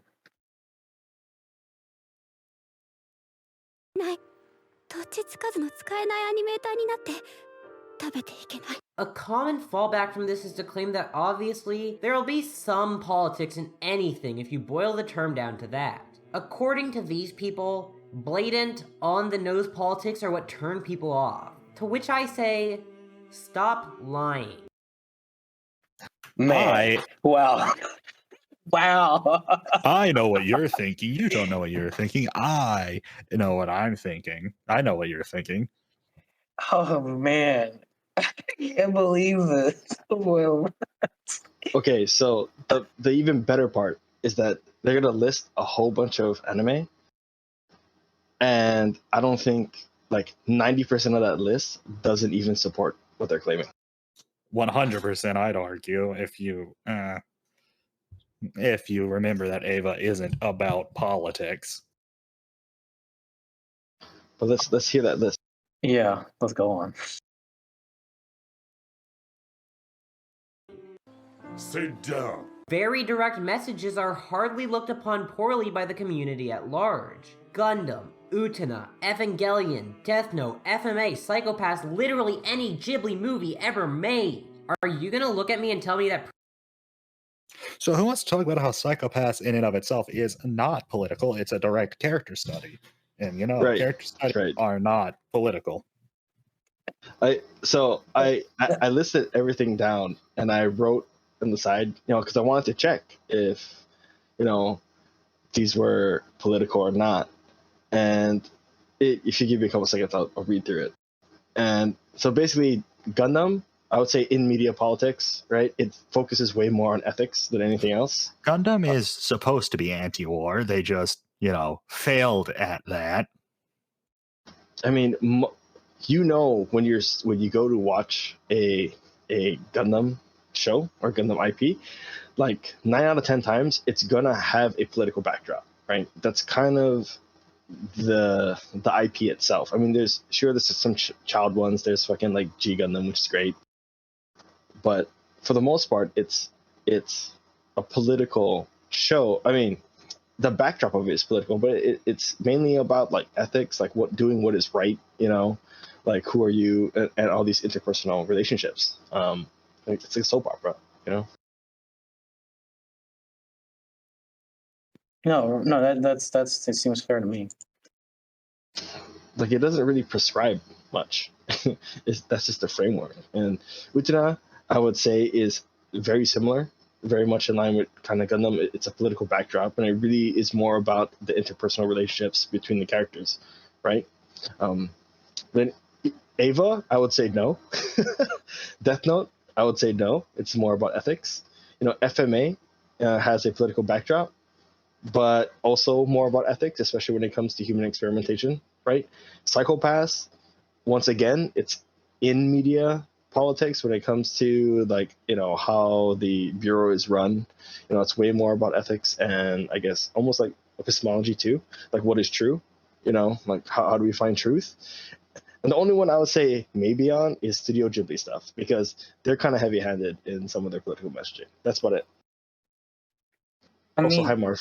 Yeah, yeah. Wanted to take the time to introduce. Oh, late. Yeah, we want to take the time to introduce our other podcast host, Miss Marvelous. Hi, this is Marvelous, who is finally conscious, no longer dead. Okay, I doubt that. Can I see your soul right now? Yeah, if you could see my soul, you'd think I'm dead. So you're dead, is what you're saying. Maybe. Well, we're glad to have Ladies and gentlemen, we got her. You got me. It's true. We're glad to have you. We're about 5 minutes in.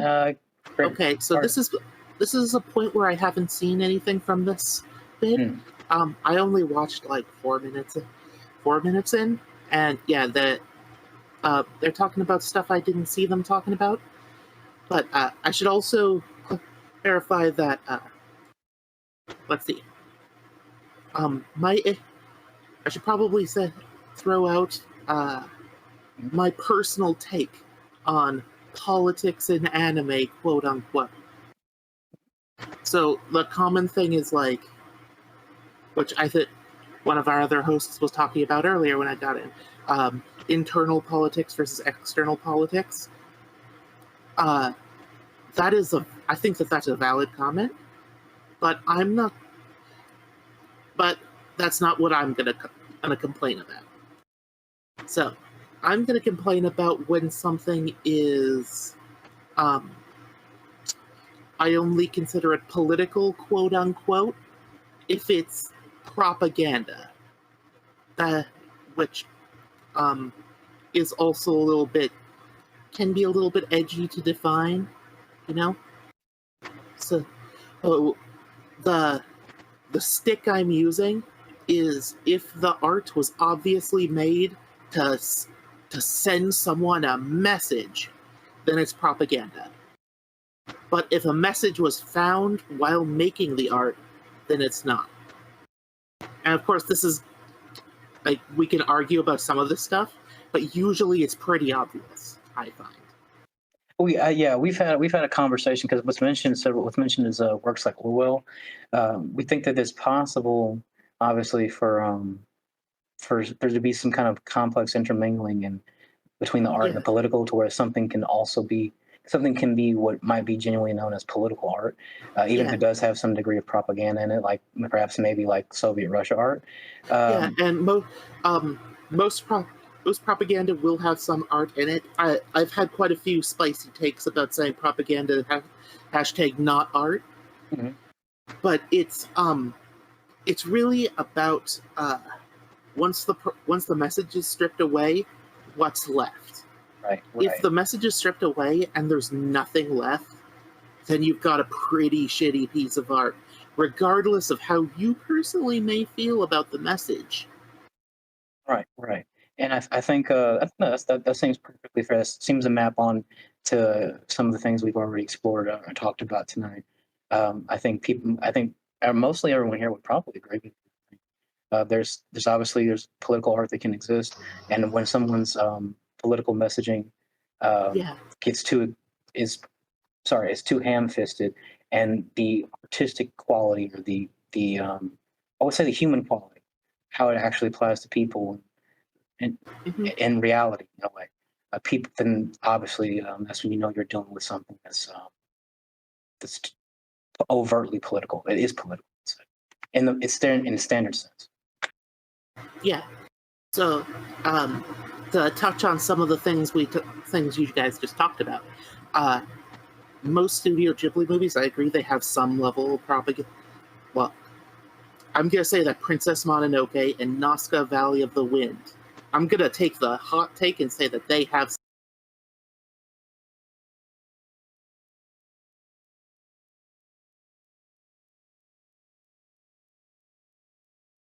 some propaganda in them. So like I can see I think I agree with you, especially in Mononoke. I remember watching Mononoke and thinking, wow, this is like a really good piece of art. Like I could see where the not overt, but the potential propaganda or political themes can come in, but you can throw those right out, and I think you're still engaging with a pretty great piece of art. I think that's exactly what you're talking about. Especially like I think the one that I think is most clearly put forth in Mononoke is the combat between mankind and nature. Industrialization and the effects that has on the nature that it's done within, essentially. Yeah, which, and I mean, I kind of agree with some of the points in Princess Mononoke. First of all, because it portrays nature as a borderline eldritch abomination that only gets worse. Right. But I think I like Mononoke because what it portrays is the answer to that problem. Not to get too far off in the weeds in this, but the answer to that problem is balance. And so, like, to me, if it's showing the good and the bad sides of both sides of this equation, then like that's part of the complexity that allows it to divorce itself from just what people might call political or propaganda. So, Arrow, if you've seen Utena, then like, it's like there might be some kind of internal politics between the school council and the prince, I'll say. But like the show is primarily, it seems just to be like an overt like allegory for like, I don't know, like being a teenager and burgeoning it forth into adulthood and learning to deal with like feelings of emotionality and sexuality and how those affect you and how those affect the relationships with people around you. It seems to be like a pretty just direct on the nose talking about those kinds of things. It has a whole bunch of like Yannick and I would I'd say even phallic in some ways imagery about things. Literally, it's like I don't seems so on the nose. I don't know how that could be possibly construed as political. Yeah, I would say it's pretty much a like surrealist, like coming of age story. That's Right. how I read it. It's like the female version of like Fooly Cooly. If you guys That's a have watched good Fooly wow. Cooly. That's a good example. Yeah. Okay. I like that. Well, if everything is political, then nothing is. yeah. And but this person seems to think that pretty much everything's political. Yeah. Well, I guess that's the issue we run into. So I guess to get you caught back up to speed, sorry audience, I'm just gonna get more caught back up to speed real quick. But one of the things we're talking about is how there's just this linguistic word game seems to be being played throughout the video with the definition of politics, and how technically the definition of politics isn't incorrect in the way that it has this multifaceted definition that applies to not only governmental interactions, but the interactions between individuals and interpersonal groups. Yeah. But but when people use this word, people use the terminology politics, they make the very clear distinction between interpersonal relationships and governmental structures, nations interacting with each other, or governments interacting with their people, and that for the person in this video to not make the distinction is it kind of really dishonest. The definitions of politics are highly contextual. Even the ones that can be, even the one that's like just interactions between groups of people. It's like, all people are technically part of a group, so any two people could technically be, but that's a highly contextual definition. We're talking about ones where, like, for instance, Wivik, you are part of a group, right? I am also part of a group. Yes. However, the fact that we're chatting with each other does not mean that we're engaging in politics. So, because by chatting together, you and I cannot change anything about our groups on a large scale. Because that's really, well, Well, I will say I don't know necessarily if it has to do with your attachment to a group. For instance, I do think like individuals in a workplace can vie for power between each other. I guess. Is that necessarily the instantiation of them arguing with power? It's not. They're arguing for their interpersonal. It's such a hard thing to. Well, this conversation is so problematic because of that. I feel like they're taking advantage of squiggly words to be like, oh, everything's political. It's like, that's not true. Right. I can tell you that it's not only that not everything is political, anything can be used politically. Well, one of the great points that I think Errol was already brought out at this point in the podcast is that just because politics are within a story doesn't mean that a story is overtly political, or a story is political. That's also true. Because politics can be used as a vehicle for the storytelling. And so it's just also, kind of into my thing. My issue is more with propaganda. Propaganda is about use. It's intended to make you think something. That's different than you finding applicability in a story. Like, ye old easy example, Lord of the Rings is not propaganda that we need to destroy the bomb. But if you read Lord of the Rings, you might find good arguments that you could use for why we should destroy the bomb. That's fine. But that's totally fine. Finding inspiration for your politics in a story, there's nothing wrong with that. But there is something that I'm going to say is wrong with trying to force people to find this same idea whenever they enjoy your story. I'm going to say that that's trashy.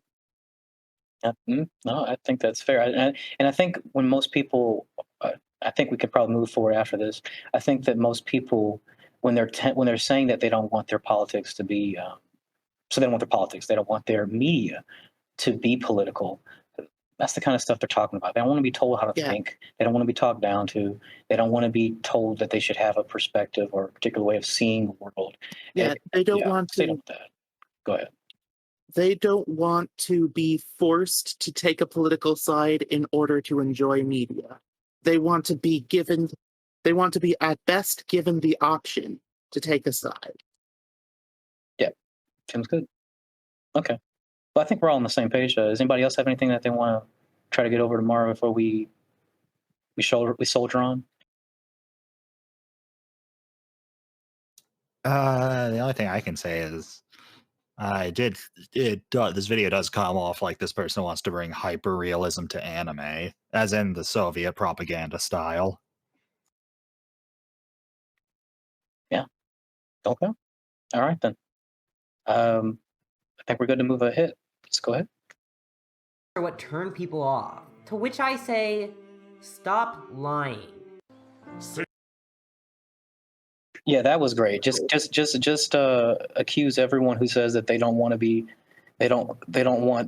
politics in their shows of lying. That's a great way to start to have a conversation with these people. But anyway. Okay, I'm going to say that it is possible that at least one person is, from their perspective, lying about not wanting politics in media. Totally possible. I suppose. However, that is it's not your prerogative to judge who is who. Yeah. Yeah. Sit down. Very direct messages are hardly looked upon poorly by the community at large. Gundam, Utena, Evangelion, Death Note, FMA, Psychopaths, literally any Ghibli movie ever made. Are you gonna look at me and tell me that Princess Mononoke or Spirited Away are subtle with their politics? Really? No one comes screaming that Ikuhara and... What is he saying about Spirited Away? Oh, wait, what was he saying about Spirited Away? Really? I have not watched Spirited Away. Well, he zoomed in on the parents being punished for gluttony, right? Yeah. Moral in moral Spirited judgments Away are political, obviously. Right. In Spirited Away, I think there's like this running theme of I guess greed in a way, but I don't remember anything. Sorry, I don't remember anything being like uber political about it, to be honest. Yeah, that's what I'm saying. Like, I could have swore that was them being punished for a character trait. I don't know. I'm going to engage in a bit of guesswork here. I think that they equate religion and politics. So something being considered a sin is political. That's now I could be wrong. But that particular framing heavily implies that when you're talking about that when Dante was talking about what happens to people who are lustful, he was being political. Man, I don't know. I think what they're making is some kind of allegory, and now I'm at the point where Zaria and everyone else was at the beginning of the video because of how much they've done this throughout the video. I'm thinking maybe they're making some kind of class consciousness argument, some kind of nature about some kind of criticism maybe of capitalism potentially, but I could be wrong. I don't know. I just don't know. That one was just a question mark for me. You might be right, Marv. Who knows? I mean, you could take or that they route. could just be like pig equals greedy equals capitalist. Therefore, this is propaganda, which is like that's very shallow. These things have multiple meanings, but whatever. I think the stronger point would be the fact that sorry, I forgot the main character's name, but she basically becomes an indentured servant, right, for most of the movie. Right. Yeah, I think that maybe it's a very tenuous connection. this could be just us judging because of a very it could be that they just chose a very stunning scene to highlight there rather than a very applicable scene. And so because that scene wasn't necessarily very applicable, we were able to capitalize on it. That means do better when you're choosing what you're going to show in your show. You have to be careful about this. Spectacle is important, but spectacle should be relevant. Yeah, that's happened several times already. Even Michael Bay makes his spectacle relevant. Right. If you are worse than Michael Bay, I don't think I can tell you how bad that is. Well, I mean, They will think that's bad. I mean, if you're making as much money as Michael Bay, maybe it's not so bad. No, they're worse than Michael Bay. Oh, well, then there you go. So yeah, it's like my personal take on Michael Bay is if you like Michael Bay, more power to you. More power to you. It's just not my thing. But I know that a lot of people consider it lowbrow pleb shit. Which is ironic when they're like, I'm a class warrior, but I hate pleb shit. It's like, yeah, I know. Right, no. Okay. Does anybody else have anything else to say about this? Here, I was asking a question. I just didn't understand. But if not, I guess we'll soldier on. It's just saying a thing without providing evidence. This person's basically just speaking into the void without providing anything that matters. Yamamoto are SJW's poisoning anime. Well, few people do at least. No, everyone can love some good old politics in their anime. で大臣の身辺をもう一度洗い直せ。それと料亭内で何が起きていたのかを徹底的に調べろ。わしは一ノ瀬レポートと軍の利害関係を洗い直す。あら、彼友人じゃなかったの? So they're talking about politics here in a very different sense than this is internal intrigue. Now, as I said before, I am not concerned with the difference, but they are concerned with the difference because that's what they're responding to. So if you know that you're responding to somebody who #no politics in my animes, then you should know what they mean and you should make a relevant counter rather than an extremely easy to defeat counter. I will say this is not a gotcha. I will say, at least this person's finally using an actually political anime, that being Ghost in the Shell, because it's cyberpunk. Ghost in the Shell definitely has external political themes. Like I said, I'm not. Yeah, I'd say second season of SAC was expressly about that. First season, not so much. Right. Okay. But I mean, this is one of those examples of this. This is a work that actually, at least in the second season, wanted to talk about real world politics, right? That was its intent. The art used as a shell to convey them. So I have no issue with that. And most people who are like, politics in my anime, are going to be like, they're only going to care about the internal politics and mostly let the external ones go over their head. And this scene in particular, it's like, what are the external politics of this scene in particular? Are they trying to get you to be sus of the government? Oh no! That's one of the. We here at the podcast are not expressly anti-political. We seem to have our own perspectives on these things, particularly There's a lot of libertarians amongst us. Help! I'm a center left in a sea of libertarians. Oh no, but yeah, no, I think that's fair. Those are fair points. Fair points indeed. Mhm. I trust all government structures exactly as far as I can throw them. Point taken. Point taken. そうだ。だからわしが調べる。 When they say they don't want the politics to be on the nose, what they usually mean is they don't want politics that they A, disagree with. I feel like that's projection. I don't know, but maybe I'm wrong. Projection, mind reading, and straw manning all in one single point. Please burn an L. Well, you're right. This is kind of projection. It is usually easy to tell.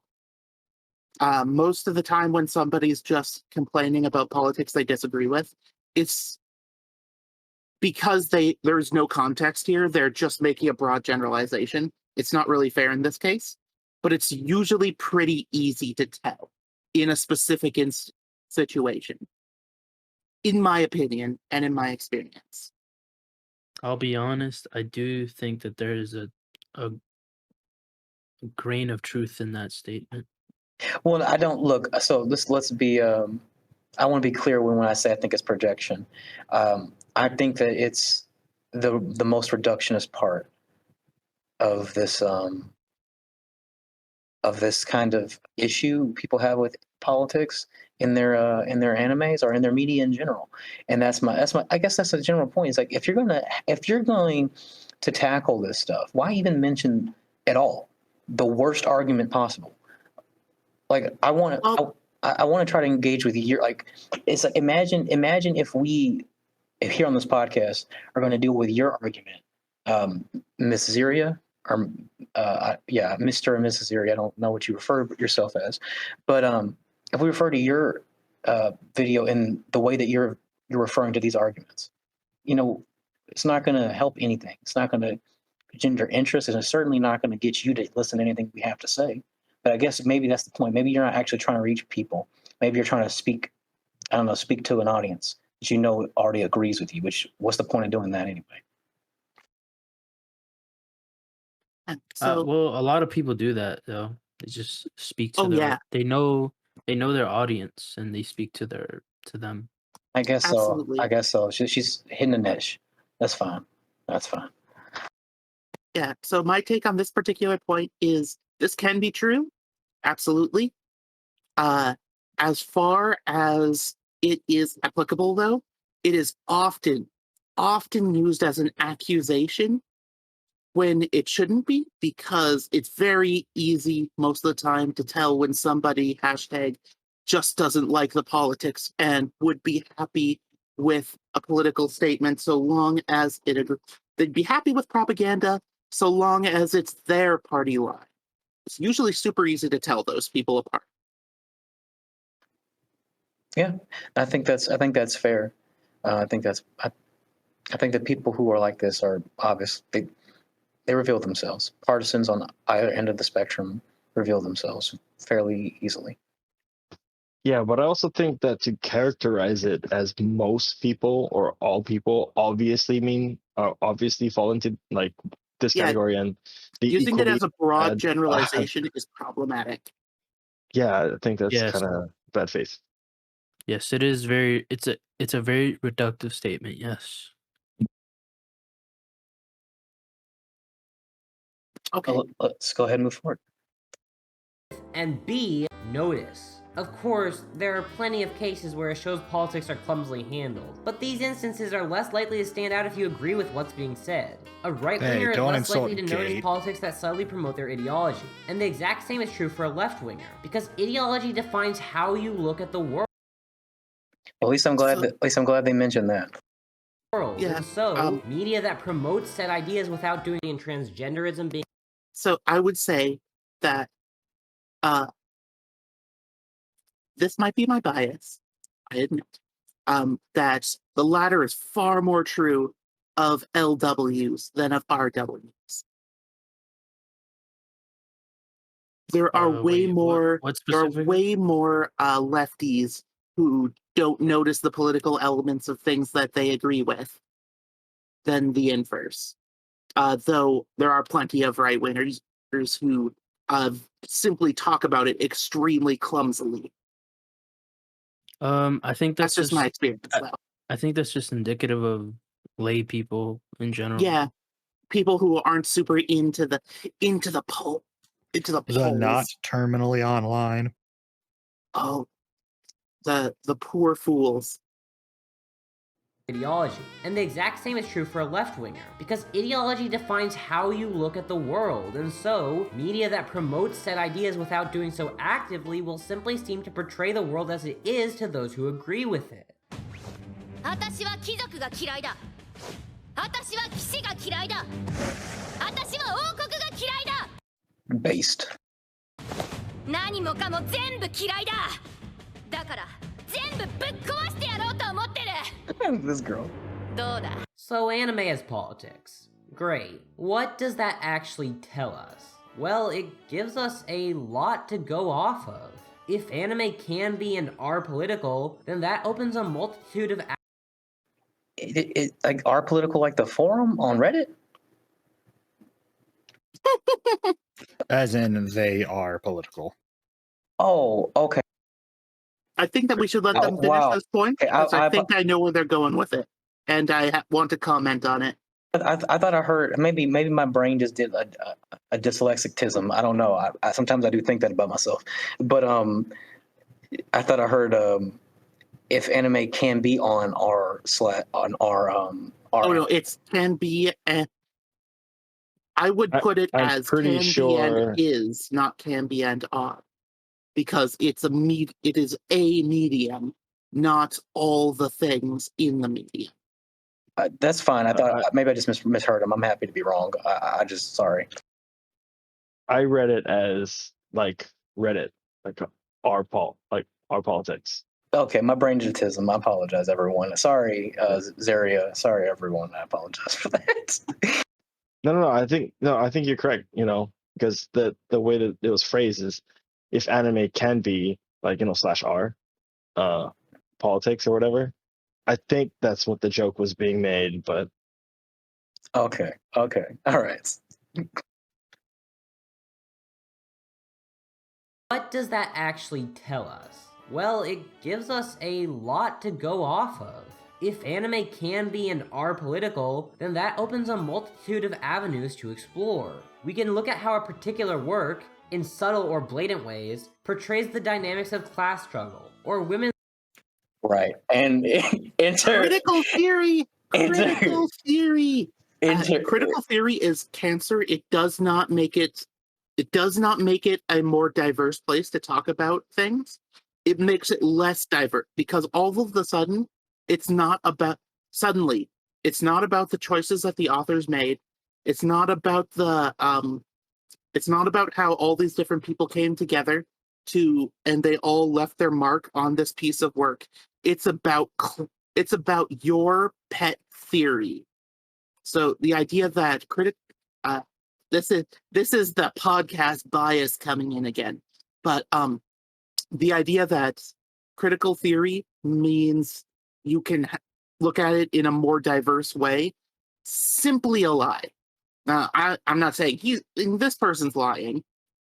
It's perfectly possible that they're repeating a lie they've been deceived on, but it's not true. Is the thing? It's not true. Critical theory is Marxism, and Marxism is an incorrect way to view the world. The idea of looking at something based on class structure is, at its heart, critical theory. Critical theory is not the theory of criticism. It's specifically, we are critiquing something in how it handles class structure. Because word games are fun, everybody. Then that opens a multitude of avenues to explore. We can look at how a particular work, in subtle or blatant ways, portrays the dynamics of class struggle, or women's role in society, or the way gender is constructed. And this is just from my own leftist... Now, I want to also point out, all of these things can be true. Again, my personal position is that I am okay with political themes being in anime, but I don't want it to be propaganda. from what I watched before, I think that they are conflating multiple terms, multiple uses of political, in order to get away with the overall point that anime should be propaganda that suits my son. That's what I think, but I'm willing to be wrong. So what I'm going for ultimately is all these things, okay. I want people to explore all of these things. You do not need critical theory to go into this stuff. You do not need the idea that all anime is going to be political to go over this stuff. You do not need to look at it structurally as these are our options in order to analyze the thing. This is always on the table. It's just fine. Shut up. No, that seems fair. They only said a couple things, but they got me really riled up because the implication that taking anime as a political thing allows us to look at these through this lens. It's like, no. I can say that Lord of the Rings was not made with politics in mind, yet it can still be applicable to how, say, race relations, because the Middle Earth shows that the world works best when all the races work together for a common cause rather than bringing up old grudges or trying to subvert each other. That's a theme that is in it, but it's something I find, but it's not intentionally put there, so it's not something we necessarily attribute to the author, because it's a work of art that my philosophy is that art comes out spontaneously when it's proper art. Yeah, there's a revelatory element to it that you can't really control, because there's these what you might call autonomous spirits and characters moving within the fictional landscape, and what's being created is something that is authentic. So you don't art is exploratory. Exactly. You don't necessarily get to control all the time where things will go. And the larger your story is, the more likely that is to be the case. I.e., our Tolkien is a problem. So I actually agree a lot with that sentiment, because when I write, that's literally how it works out for me. I guess you would call me a like pantser in a sense. I write, a pantser, but I do some outlines. And basically how it works for most of the stories I write is I set up it's almost like I set up a logical like framework, and then I just plop characters in, and then I write them true to what they would do in that situation. And most of the times I'm even surprised when I write, I'm like, oh, I guess they would do that, Yeah, and you hear that a lot with people who are very artistic, is they don't necessarily know where their piece is going, or even if they feel like they do, they're often surprised at the end. And I kind of feel the same way. My skill in different artistic things is hashtag variable, but I'm often surprised with how things end out, even no matter how much I structure beforehand. And I'm not always against structuralism. Structuralism certainly has its place, but the implications of what this person just said were extremely structuralist and had some seriously rough implications. Hashtag problematic, yo. Yeah. But I think it's sorry nice for going off. To bring up now, because there's a point, and I'll probably pause it when we get to that in the video. But when she's talking about Akka and Principal, she talks about how the creator of any kind of work should be thinking about the politics that it's describing or whatever. Wow. And I had a feeling she'd go there. I really, really, really don't like that assertion. The only time that's true is if you personally feel like you have something that is problematic, like if you feel that you are internally racist and need to work on that, then it's totally fair for you to be worried about that. I would question your character a bit, but if you're working on that, cool. If you're in a position where you think that you have problematic views, that's fine. If you are in a position where you're pretty sure your work will touch on things that are extremely controversial and you don't want that shit, that's fine. Most of the time, art should be exploratory. If it stumbles on something problematic, then, well, free speech doesn't exist to protect safe speech. Art should be exploratory. Go. I'll go ahead and make this clear point. Yeah, I think I have a very. I'm sorry. Go ahead. Okay, I appreciate it. I'll be very quick. I suppose when we're talking about storytelling, I think it's very clear we want to be very clear about what dimension of art we're talking about. We're talking necessarily about storytelling. Perhaps maybe it should be exploratory. I do think art can be art in its very broadest and I would say in its deepest sense. It's just reflective of human experience and those patterns and various aspects of human experience. And so it doesn't necessarily have to be exploratory. It can just sometimes it can just be descriptive. Sometimes it's, I think what Chris mentioned before is just like drawing some Paleolithic artwork, maybe just pictures of dinosaurs or pictures of some kind of environmental piece or something. Sometimes you just want to reflect something. That doesn't necessarily have to be exploratory. But I think that might be a philosophical difference that we have, but we can iron that out after the podcast. Okay, that's fine. I mean, actually, it's a good place to iron it out if we do need to iron it out. Or maybe we can have a couple pieces of back and forth before we decide just not to agree with each other. But Yeah, so I was gonna say that I have a very. So to say that art should be exploratory, to me sounds more so like a descriptive statement. Because it's a descriptive statement. Interesting. Yeah, I think most artists do that anyways, or just I personally very much am when I work on something, uh, like I said in our little chat, like I'm very much so. If I'm working on a piece for a very long time, I'm very much so trying to find it. Like, yeah, and I'm exploring like how to get there, basically, right? And I'm not, like you said, sometimes you're just not quite sure what you're gonna end up with. Yeah, I feel the same way. No, maybe I'm wrong, but because I do. It's possible that this is. I'm sorry. No, all I was going to say was that I want to be very careful about the nature of when you say should, that's a prescriptive.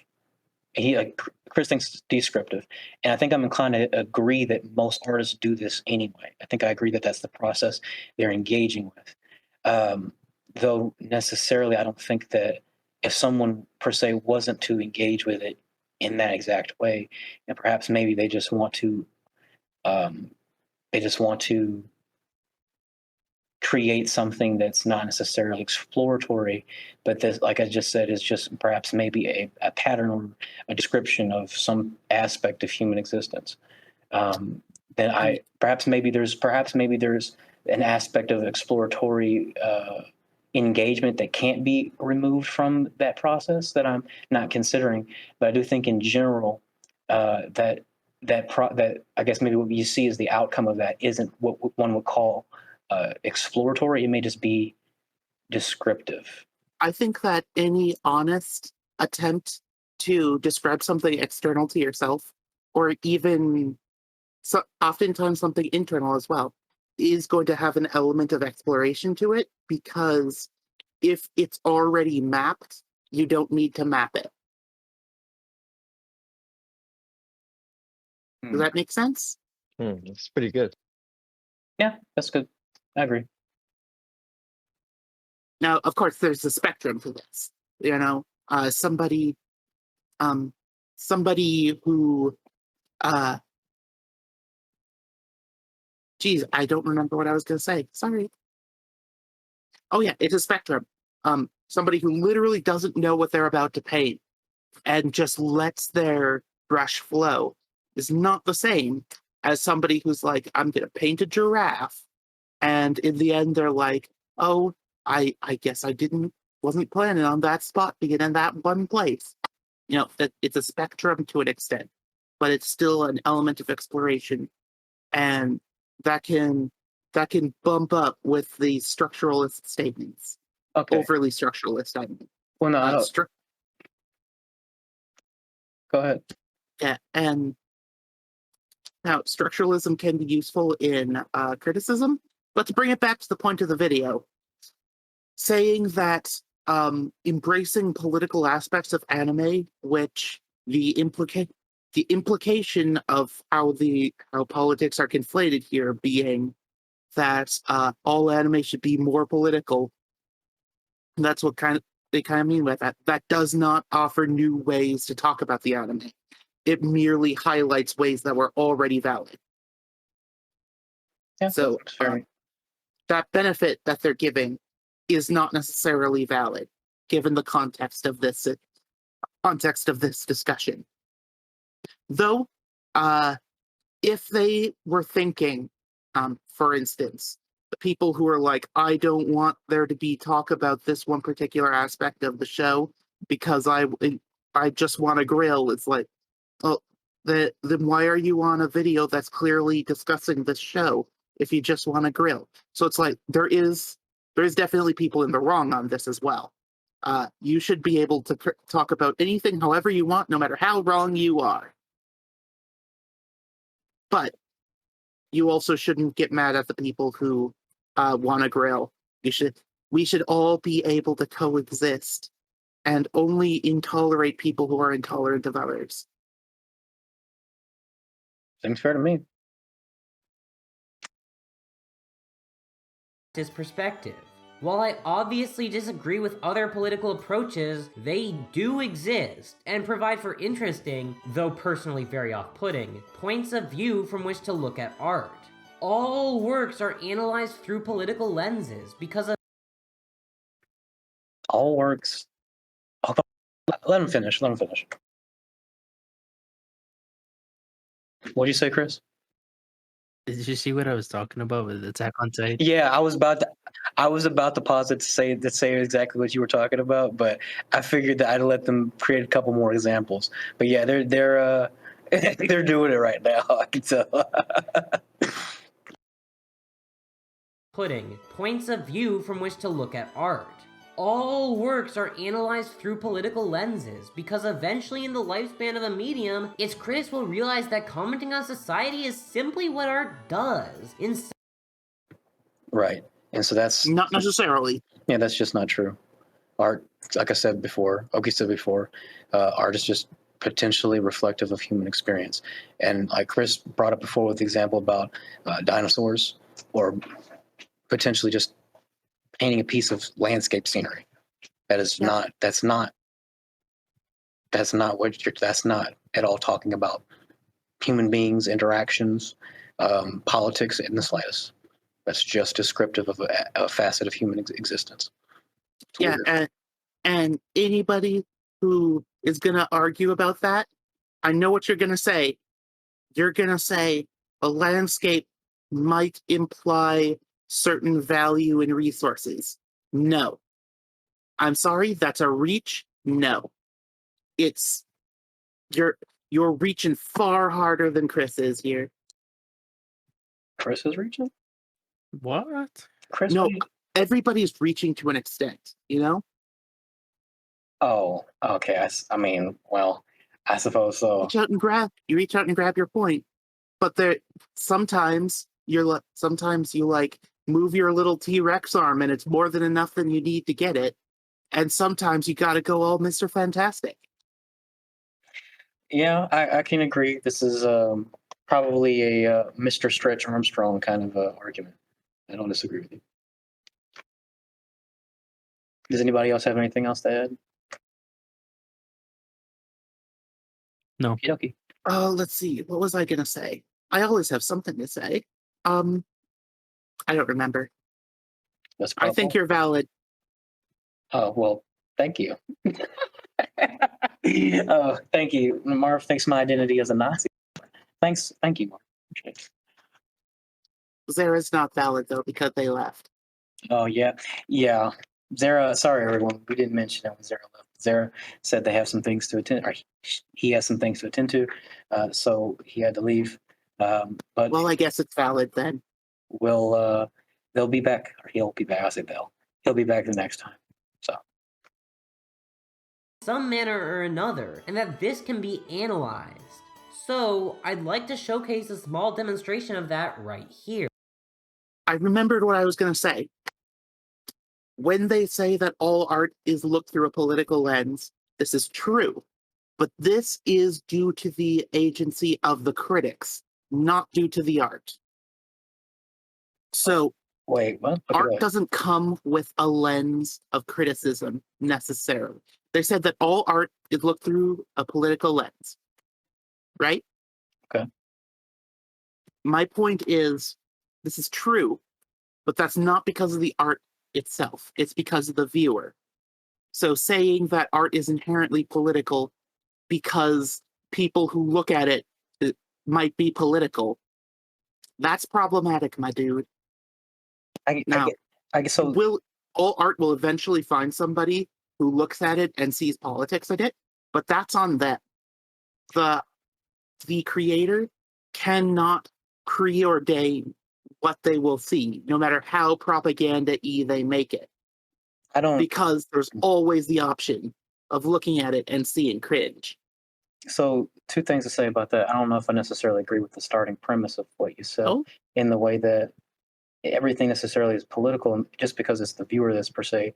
Oh no, I'm not saying that everything is political. I'm saying that everything can be looked at through a political lens, and because it can, it will be eventually. Sorry, I thought the contention was based off what they said, that everything is seen through a political lens. So if you're saying everything can be, that's different than everything is. I would say that everything is eventually, given enough time. So there are things in the world right now that have not been seen through a political lens. No. However, if they are discovered and exposed to enough people, somebody will come around and say, this speaks to me about the struggle of women, regardless of if that's a reasonable take. Okay. Because some people have a very one-sided worldview. I don't disagree with that. Okay, if the parameters of the arguments at some point in time, then I don't disagree, because eventually someone will put some lens on it that may not be in fact appropriate. I don't disagree with that. I thought you were more or less making a criticism of the deeper points of what was said, that everything is seen with a political lens, and I don't. Yeah, my criticism is that they are right for the wrong reason. I'm sorry, I didn't mean to talk over you. You're fine. I don't think that starting statement that the person that Zaria here has made is a good one. But your point rings through pretty true. So I got your point, Mark. I just felt the need to make that point. You're right. That's fine. Here. In 2017, 2 anime released. One was Akka, and the other was Princess Principal, with both being thrillers. Okay, I just wanted to ask before we got further, has anyone here actually watched these two? No. Akka, and what's the other one? I started watching Princess Principal. Oh, Princess Principal. I haven't seen either of these, actually. Okay, just want to check. Yeah, I haven't seen it. Too many animes. There's a lot of content out there. The two of them are obviously political, as I think I've demonstrated all art is, but... Please. No. Please. No, you have not. Please. It's given the definition that you've given, it's yeah. What else needs to be said? That if we're using the definition that you gave, then yes, everything is political. But it's a terrible way to look at things, because that's not how people use these words. It's not at all. People talk about these things, and it's actually it's just not useful. It's just Also, if everything is political, why did you choose these examples? Clearly, you could have chosen any random ones, but you chose two very specific ones. I wonder why. I wonder if it's because it makes it easier to make a point that's not necessarily cogent with any random example. no, that could be it. Yeah, Let's that's see a what they good have to say. point Let's see what they have to because say. if I was trying to make their argument, I would go to like the opposite end of the spectrum. So like the thing that literally no one would think is political, and So you would go to be K-On! somehow political. Chaos keeps coming back up. Yeah, I'd go No, to that K-On! and CGI prove about anime how it's political. where all the animals have evolved into anime girls. Oh my god. Does that exist? Oh, hell no. Yeah. The main character's like a serval or something. What? Is that real? Does anybody know? Post that in the chat. I don't know. Oh my gosh, what's it called? You see, it was really popular for how primitive the graphics were. What's it called? Sounds. Sorry, what were you saying, Chris? You're going to jump to K-On! In order to Yeah, I'm to prove your point. I'm gonna write an essay on K-On! To prove that it's political, to prove that everything is political. Okay, oh my gosh. K-On! Can't catch a break tonight. K-On! Is political. So say it on our podcast. So say it all. You find it, Marv?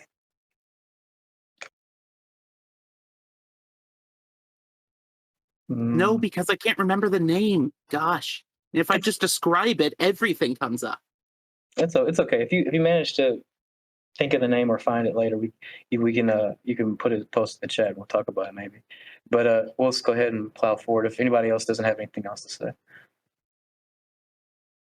As we're specifically focusing on the nature of monarchy, they stand out as particularly key examples.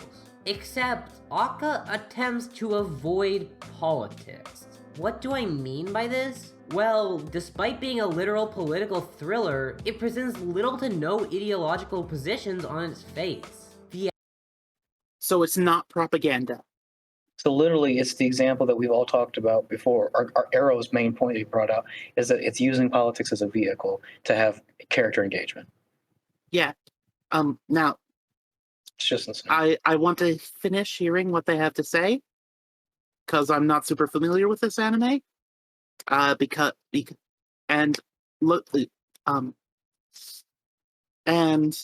from the look of the stills, it doesn't look like something I'm interested in because it looks. Well, I don't want to be mean, but not exactly the prettiest anime from what I see. But yeah, it's a style preference. That's not what we do. I'll back up a little bit to give full context. Not all things set in a monarchy have to have the main thing be telling you why monarchy bad. We all know the problems with monarchy. We've had it for like 4,000 years. Yeah, I'd say most of We're up to date at this point. Needless to say. What do I mean by this? Well, despite being a literal political thriller, it presents little to no ideological positions on its face. The actors of the series all desire effective leadership, and occasionally, personal power for themselves or the region they control. While there are two potential heirs to the monarchy, neither of them represent any clear goals. They're plenty fleshed out as characters, and because of that, it's an enjoyable show. But a political thriller where the actors don't seem to have any personal politics is just bizarre, and it's just bizarre that the show doesn't fit the way I think it should be. They are. Yeah, these examples don't actually these examples don't actually back up the argument he's making. He's just talking about his personal feelings about these anime Yo, and that's how they exactly what I'm handle thinking. politics. Yeah. Yeah, man, it's wild, bro. Go, what are you gonna say, Marvel? Apologize. Go ahead. I feel like this person is so immersed in an environment where their own perspective is reinforced that the idea of not having propaganda within a work is unsettling. I think you might be. I think you might be right. I think when you said before that this person thinks everything is political, I wasn't ready to grant that, but I might be ready to grant that with this point they just made. So Marv actually, in about 30 seconds, they're gonna say something that literally proves, or not proves, but I think adds a lot of credence to what Marv just said, and that's actually something I wanted to like touch upon. Okay, but well, let's go.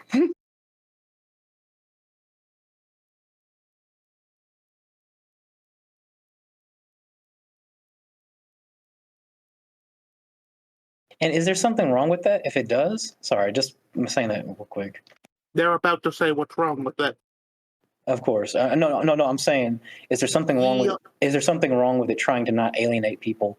Like you're saying, it's just trying to. Is there something wrong with it trying to not alienate people as a result of its, I don't know, presentation or not being overtly political? Is that an issue at all?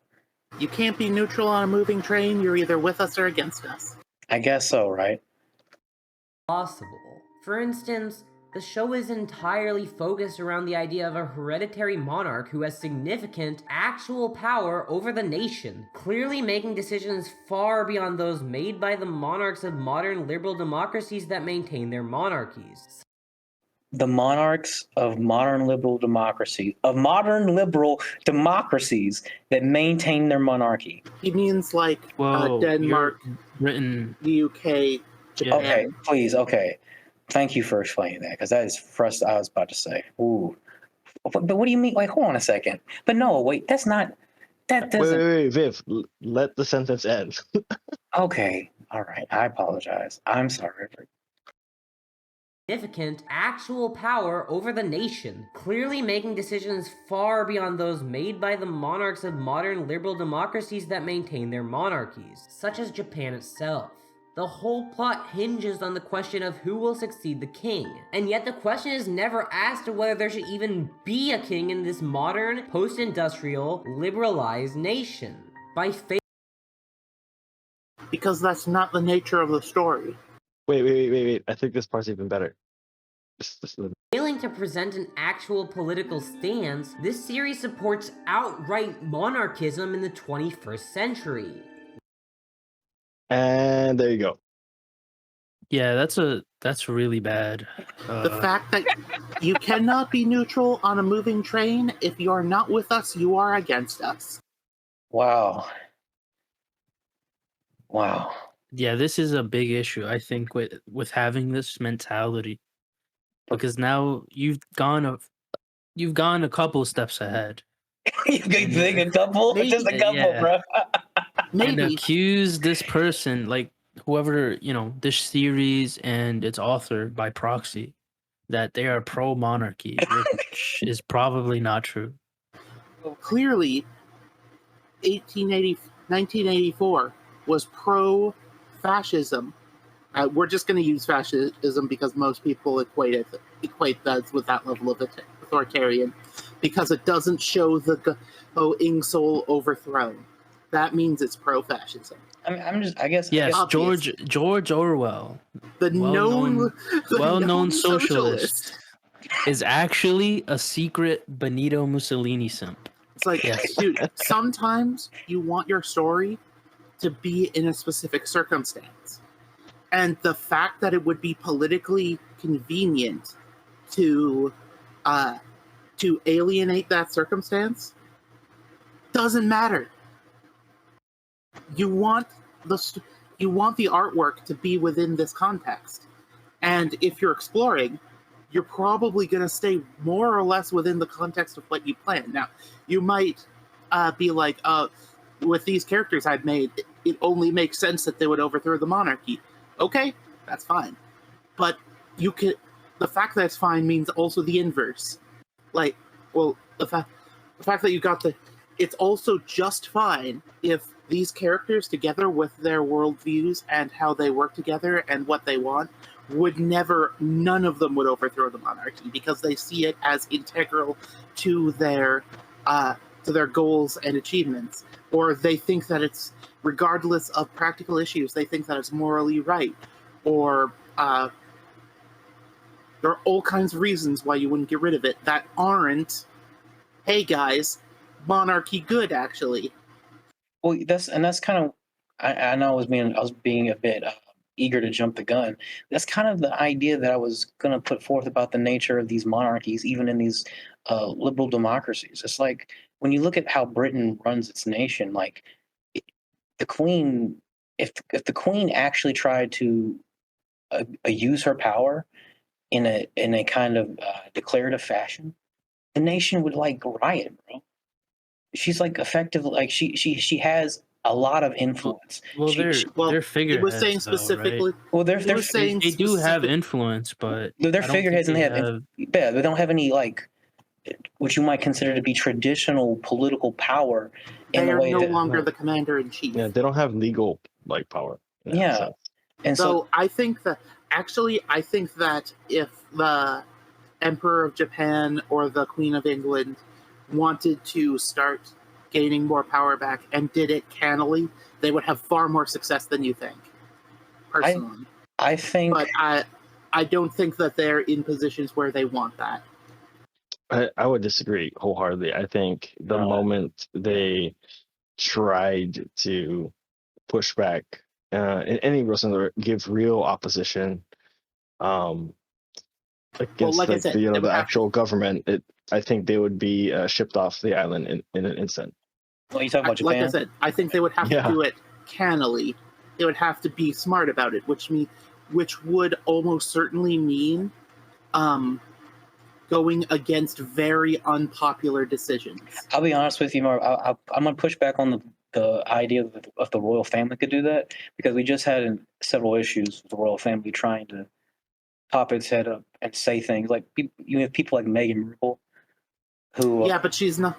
Yeah, but she's not Markle, going against unpopular things. What's her name? Yeah, she is. What's her name? Meghan. Is it Meghan Markle? That's not her name, is it? I think it is Meghan Markle. Okay, I don't care about fucking royals. Well, that's my point, is that she's very unpopular because she decides to speak too much on the nature of politics and the nature of things, rather than just being what she is, which is a member of the royal family. And I'm saying if they try to pop up and exert too much influence, she's also very foolish about it. She now I'm gonna say some very cynical things right now. She tries to influence people to do things that she thinks are moral, regardless of what other people think are moral, and has more or less doesn't care that other people have serious issues with it. Now, this is a recipe for disaster. If you want to centralize power in the royal family, you have to be a populist movement. You have to figure out what the people want, what the elected government is refusing to give them, and show the people that you are on their side. Well, I don't disagree. That's how you would do it. I guess that's the point. I guess that's how people have done it. That's how people have always done it.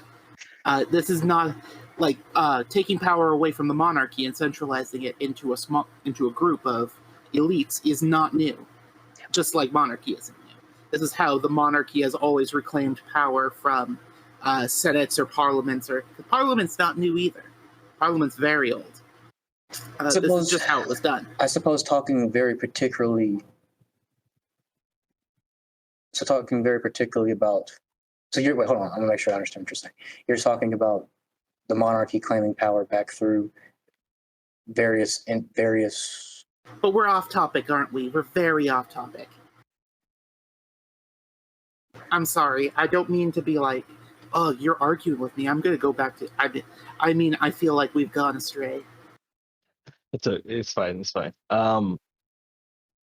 But yeah, I think that the big thing that just happened here, this little like word vomit from this video is just it.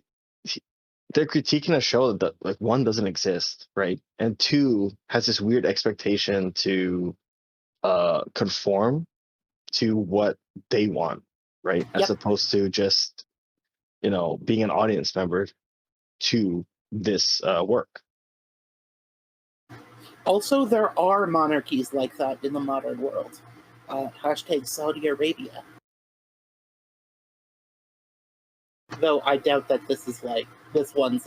I doubt this anime is like, oh yeah, that's hashtag Stan Saudi Arabia. I imagine that it's more like something more along the lines of Mistborn, where the author just wanted to do something in a monarchist setting.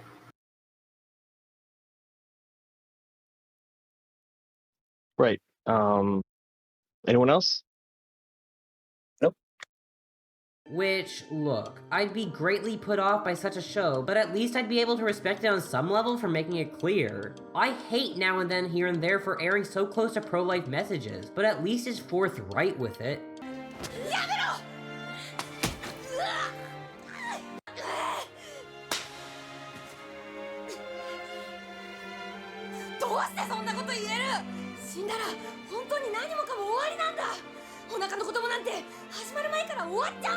No, I doubt Natsume Ono thought that deeply about it. But that she didn't doesn't somehow remove the message. It's still there, almost certainly to a greater degree than if she had been thinking about what politics she would convey through this text. Again, I like the show, but all of this did hamper my enjoyment of it. Often, it's best to consciously think about the politics of a work while you're making it, because... No. Not necessarily. If you're making a political drama where you're actually important that the specificity of political perspectives that you have is necessary to making the work actually quality, then sure. But if you need to inject if you need to inject some kind of messaging theme to what you have to say overtly so other people, can be told how to think, then go find a tree to climb up, I guess. Yeah, if you're gonna, so I would say that if you're writing something, and you're like trying to flesh out your world in this manner, then you probably should think about it quite a bit. But not. I get the feeling that he's talking about like in the sense of giving a clear prescription to this in real life, which is I think silly. Like if you're gonna if you're gonna have this in in a story, just think about it how it's gonna work internally, right? I don't think giving like a clear real world prescription for some kind of political issue is necessary, to be honest. Yeah, hard agree. Because I can guarantee that it will say something. And I think you'd rather have direct control. Does someone have something they want to add? Yeah, before you guys continue, I think I'm gonna drop out. 3 hours is enough time for me. All right, Nara. You thanks All right, for coming, man. Yeah. You have a good night, bro. It's been fun. You have fun now. Thank you for being here. And then there were 4. Hey, Chris, you be nice, Naira. You should talk all that. Chris, I'm sorry. But often, it's best to consciously think about the politics of a work while you're making it, because I can guarantee that it will say something. And I think you'd rather have direct control of what it's saying than leave it up for your subconscious to decide. Princess Principal. Specifically, no. No, specifically, I would rather leave it up to the collective subconscious to decide, because that's where good art comes from. Not from propaganda, but I will bite my tongue. Well, look, sure, in some kind of very loose way, I can agree that it's better that you call things forward out of the unconscious to the conscious and to try to be aware and engage with it. But I will say in general that you can't ever completely eradicate that process. And so to the degree to which you're saying is to try to remove the inspirational or the revelatory element of your art in order to try to force some messaging on it, and thereby I would say damage the quality of the work by doing so. To force something like that on it is completely and utterly stupid, and it hurts the process of just creating art in the first place. So, I don't know. It's this perspective, man. It's just so off. Holding back my more biting criticism. Consent matters in the abstract as well. Let the story consent to your ideas. There you go. Does anybody else have anything else to add? Okie dokie, let's go on ahead. Tells a very different story. In many ways, it too focuses on a succession struggle, though in being a significantly looser narrative, this element of it comes up less often. And yet the show is constantly aware of what it's actually saying. Set in a steampunk London, it takes place after the country was divided in two by a semi-successful revolution of workers aiming to build a republic, wielding red flags with hammers and gears. What's that? Sounds like an actual ideology broached to the narrative? Sure does! The massive class divisions inherent to an early industrial England are constantly made note of, demonstrating how the rampant poverty has hurt our main characters and so many others, how that could lead to enough social unrest to help the damn revolution come quicker. The politics of British-Japanese interactions are examined, as are many other topics in smaller manners throughout the various episodic entries, such as feminism and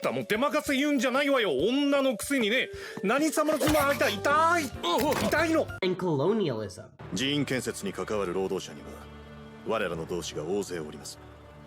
植民地支配され、この国の労働力の大半を占めながら最低限の権利しか認められていない。彼らの怒りは必然なのです。 Most notably, especially in comparison to Akka, is the handling of monarchy. Certainly, there's a princess and the pauper style swap, which sets up the backstory, a plot detail which is necessarily political in portraying how people of different classes live. But more than that, it engages with what monarchy means. Here, there are certainly people who oppose it, as seen in the fact that there was a fucking revolution. There are various factions, with our main characters working for the Republicans who wish to spread their reach across the rest of Britain, while opposing the Loyalists who intend to bring the treacherous rebels back into the fold. Yeah, there's a reason I didn't finish watching this. It's very, very on the nose. Yeah. I was just kind of waiting for them to finish their diatribe there, but it's just it's why. So should every story be, what's this called again? Princess Principal. Princess Principal. So should every story be Princess Principal, where we have some kind of overt class structure? I don't think that's, well, okay. So we can let them finish the diatribe. I just want to say that it's all so. This is very propaganda-y. So when very I say much like monarchy, but now monarchy is not necessarily. I'm not a monarchy goodman, but I'm not a monarchy badman either. There are very serious issues with monarchy. That's my take. Hold up. But there are also very serious issues with pretty much every system. Hold on a second. I think there's something wrong with Stanton. Stanton, you okay over there?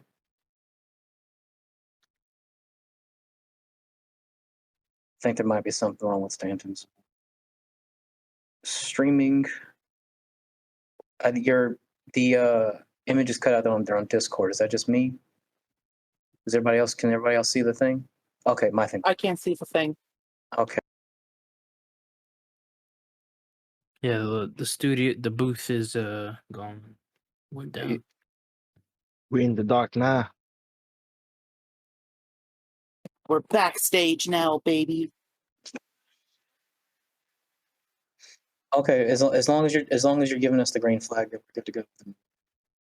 Oh, there we go. What's this? Yes, we're now, good. Now it's back. Oh. Okay, awesome. We should be. I think we'll be close to being down here soon, hopefully.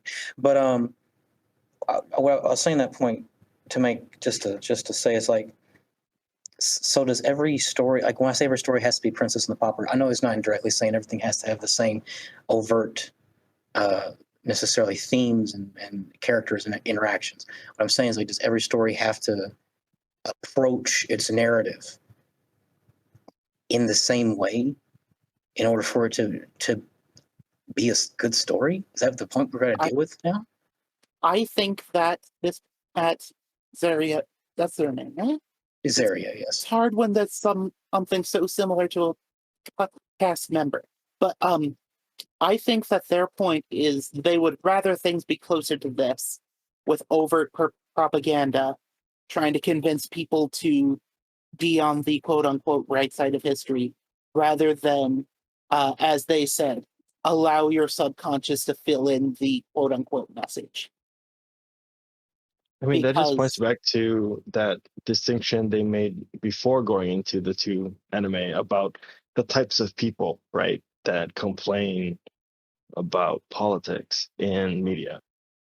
And basically, what I get from this whole description and glowing review is that because this aligns better with what I like to see politically, I like this more, right? It has an actual, like, also it was projection. Not even that. This aligns with what they believe politically, and the other one simply doesn't. It doesn't align with a counter narrative. Although, well, let's not get too spicy, but hashtag hashtag can't stay still on a moving train. But yeah, because the other one is outright not what's it called, supporting monarchy.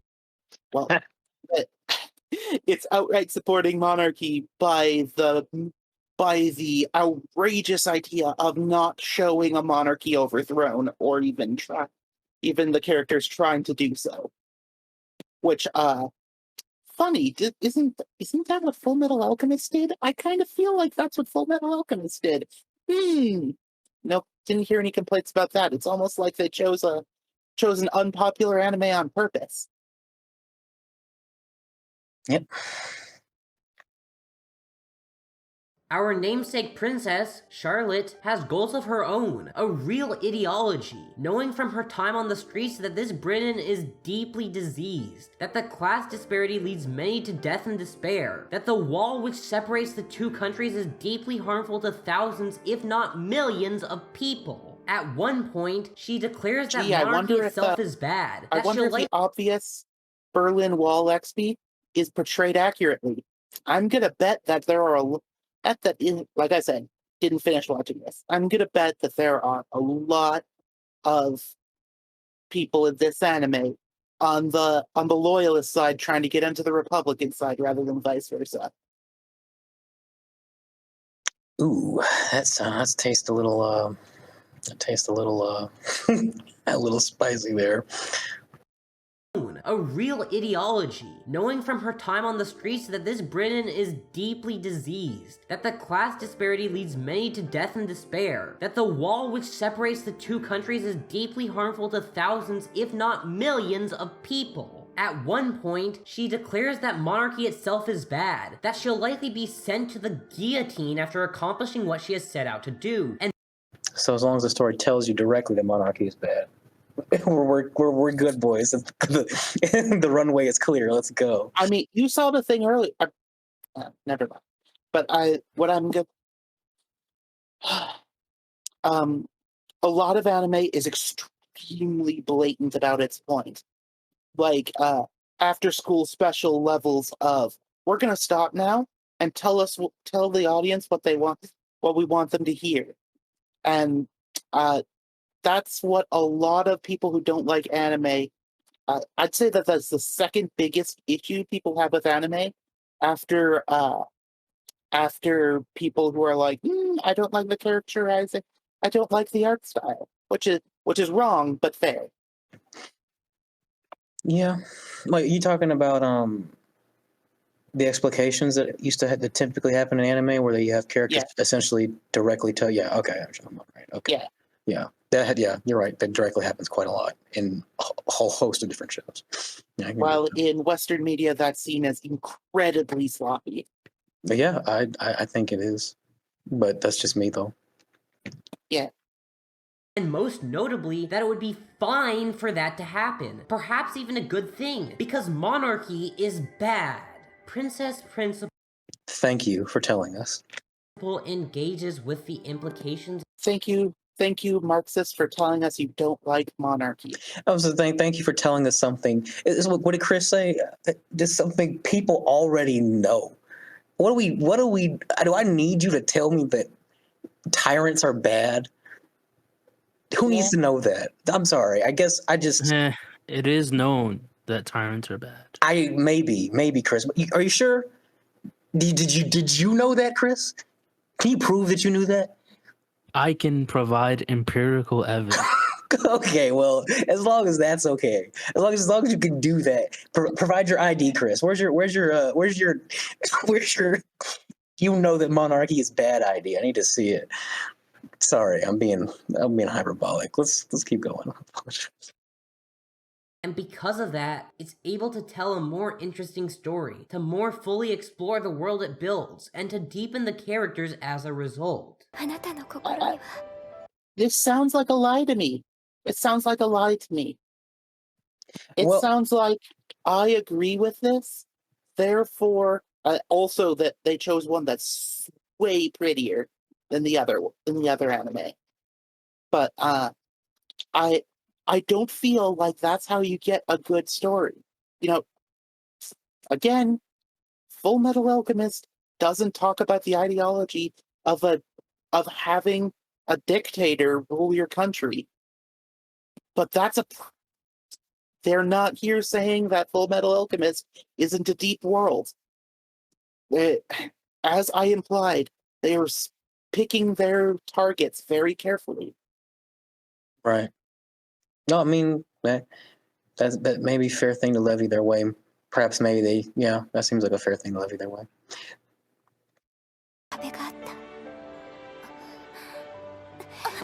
ブリーズス、私もう一度誓うわ。あなたの心の壁も壊して。 Oh my God! I'm sorry. I just what? That's just more interesting story with deeper characterizations. Yeah, I suppose. Dude, I have no idea why this clip is in here. It has nothing to do with his argument. No, it does. I think it does. It does. I think it does. Yeah, it's essentially saying that because of it's dealing with these overt political messages. Guys. Oh, sorry. Guys. Go ahead, Chris. Walls are bad. You know what? That's right. Tear that wall down, Mr. Gorbachev. We need to destroy it because of how it's hurting so many different people. I'm sorry. That's a different wall argument, but in general, I get. Jeez. I came in like a wrecking ball. What's the point of that song? You're not supposed to force your way into somebody's heart. Right. I don't know. It's in the. I mean, it's a cheesy pop song. Even cheesy pop songs made by lizard people who don't understand human beings know that breaking down the walls around somebody's heart is a bad thing. Like, you want them to feel comfortable opening the gates, not you breaking down the walls. God damn it. Well, I suppose that's all about how you present the metaphor there. But I generally agree with what you just said. But it's like, sorry, what were you saying before? Or you were saying that you don't think it fits with the messaging? It's essentially saying because of within the context of the story, there's this wall that has this part of the socio-political divide of these two groups, and that's part of the instantiation of the power of the fundamentally tyrannical group, that when they seek to tear down that wall and they seek to deal with that kind of class struggle and those issues overtly, that it's that, I don't know, metaphor within the story that allows this metaphor for characters to connect on an emotional level. And I'm just like, it's just so forced and cheesy to the kind of ideological narrative that fits your perspective. I guess that's true, man. Whatever, dog. I don't know. Okay. I guess I retract that and change it to, this is just really cringe. That's exactly what I was thinking, man. It's just really cringe. It's just really cringe, dog. Oh my lord. I'm sorry. I need to stop. I just. Okay. All right. Anybody else have anything to say about this? Yeah, but we were told this was better character writing and development. Right. It's deeper, fundamental. Don't you know, eh? みんなの前で笑える日が来るまで絶対に離れない。 I don't always agree with it. It ultimately takes a liberal position of reform that I don't think would work. 血で革命 I'm glad to know that you had some ideological differences with the show. I'm glad to know it. It's just wow. Now we know that he does not like libcucks.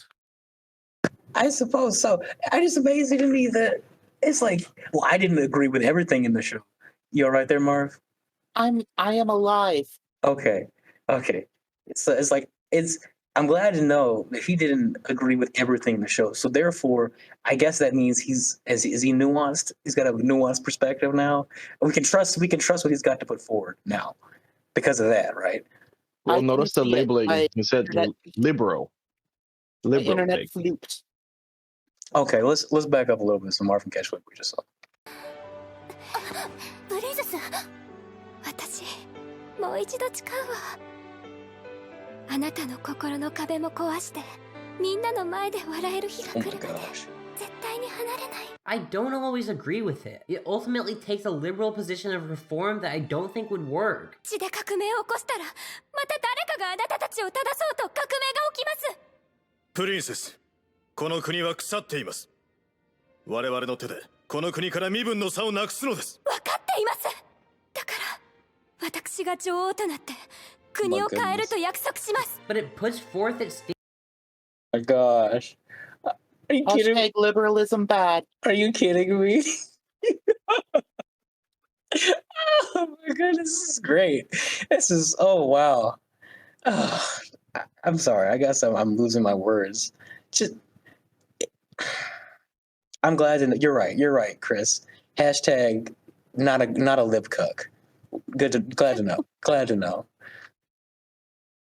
Dances and encourages thought, something I can't say for many series. All people have ideologies of some sort, even if those ideologies are just an unthinking support of the status quo. So to portray characters with them just makes it easier to see them as real humans. Engaging with politics is a good thing. Unthinking support of the status quo. Supporting the status quo means you're not thinking about it. I get that that's implicit. It's not explicit, but not everybody who supports the status quo does it because I shouldn't. This isn't the political anime reformation crabs. So I shouldn't be too harping on it on the political end. However, no.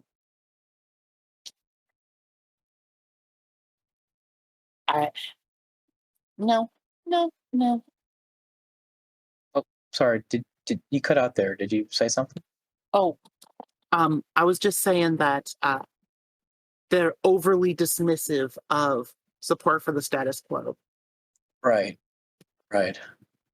Okay. I'm just inclined to think it's just like, well, I guess we finally come full circle. So this is you finally making your closing arguments here as to why I guess everything is political, and so therefore, if you engage with this content politically, you don't have to feel bad about it, because everything's already political, and you can't escape it. So there's no need to feel bad about it. So when people go and complain about it, they're really just they're just being unreasonable, I suppose. Maybe I'm reaching with that unreasonable bit there, but I don't really feel like I am, given some of the things that this person has said throughout the course of the video. I don't know. That's just weird. Not every anime should or could do so on this level, but it's worth considering your messages before writing the work, as it can often lead to a more interesting product. Of course... Hashtag that's a claim. A more interesting product, like, hey guys, fascism bad, monarchy bad, oppression bad. It's like, the same things we've all heard 1,000 times is more interesting than engaging with interface, engaging with the intrigue of a mostly what's the word I'm looking for? I'll just say obsolete form of government. That's less interesting. All right. Gosh. I don't know. I think we've beaten this one to death. I don't know how much more there is to. How much more? What's the saying go? How much more? I don't know. How much more meat there is in this burrito? I guess how much more meat there is on this bone. But there's another saying. But that'll work. That'll work. There's plenty more well and poorly executed examples of politics in anime. You've got your Gachamon crowds, your Ghost in the Shells, and your flip-flappers. While on the other side you've got your classroom crises, your Kill la Kills, and your Hitsugi no Chaikas. How well these seem to be handled is up to a number of factors. Your own politics. Kill la Kill is anti-communist propaganda. That's a take. If you notice, the three that he put on the other side are ones that aren't as left-leaning. I can actually unironically support the take that Kill la Kill is anti-communist. I don't necessarily know that that's what the author was going for, but I can support it using critical theory. Well, I suppose there's I suppose a lot you can do with that, isn't there? Yeah, sorry, I just want to point that out, that all the ones that he put on the other side are all left-leaning. So let me see. Hold on. Which ones did he mention again? On the other side, you've got your classroom crises, your Kill la Kills, and your Hitsugi no Chaikas. I don't even think that these are like. Sorry. I'm struggling to see the political themes necessarily of Kill la Kill. It seems to be, wouldn't they like it to be anti-tyranny, which is kind of what Kill la Kill fundamentally is anti-tyrannical takeover by aliens. Go ahead. You can say it's anti-tyrannical. However, I would say that Satsuki represents tyranny that stands up against forces that break down humanity, such as ideologies that break down our humanity and make us all the same, even at the lengths of becoming tyrannical. Okay, so what you're saying is she's reinforcing order. That's what she is. Satsuki is Hitler fighting Stalin. Yeah, I might want to. Yeah, I guess that's fair. I don't know. I think there's a very strong individualism strain in Kill la Kill. Like I said, I can just support it. I guess I'm inclined to. It's not something. I only believe this as a meme. It's much more honestly, it's much more individualistic. Okay. I don't know. I've never seen these other two shows. You guys know anything about them? Yeah. So Classroom Crisis is one of those. Let me double check it, just if I'm remembering the correct one. But Chaika is about it's about what is it? What is the term for it? Where basically someone is trying to rightfully take their place on the throne. It's like a usurper? Not. It's like, something happened. Like the crown prince or princess is supposed to be dead, but she's actually alive, and so yeah, people are helping her get back to the throne, basically. Okay. Outright. That sounds familiar. Outright supporting monarchy. Okay. I guess. Okay. Yeah. I guess that's pro. Okay. All right. Okay. I'm just trying to see. Okay. All right. Let's move forward. How well these seem to be handled is up to a number of factors. Your own politics, how you feel about the aesthetics of a work, your tolerance for soapboxing, much as with any other criteria used to evaluate a work. But all these series and many more are political, and should be examined as such. That isn't to say that all critical analysis and discourse must be focused on the political elements of a story, but to throw out the potential for that is merely to deny a work as art. Nobody's saying to throw out the potential for analyzing at a political level. Hashtag nobody said that. The people who said something very much like that didn't mean that. Just straw man. When the Yeah, I will quartering say- says he doesn't want to hear, just use a very obvious punching bag as the quartering. When he says he doesn't want to hear your political takes, he does not mean that you can't make a political analysis. So this is what I was pointing to way in the beginning of the podcast. I wish kind of Zaria was still around to hear this, but he basically just says if you don't do this, you're denying something from being art. And I think that's a crazy fucking claim. It's a crazy claim because that's his definition of art is very fluky. He is a he, right? I feel like it said in his bio that he's a femboy, but it also, this is why when you're somebody like this, I actually appreciate it when they have pronouns in their bio, because it's like, at least then I don't have to worry that maybe somebody's going to be like, you used the wrong pronouns. Just make sure criticism is that. I do care about what they want to be taken as, but I don't know. I don't know. I mean, just trying to follow the logic chain in a sense, right, of this claim.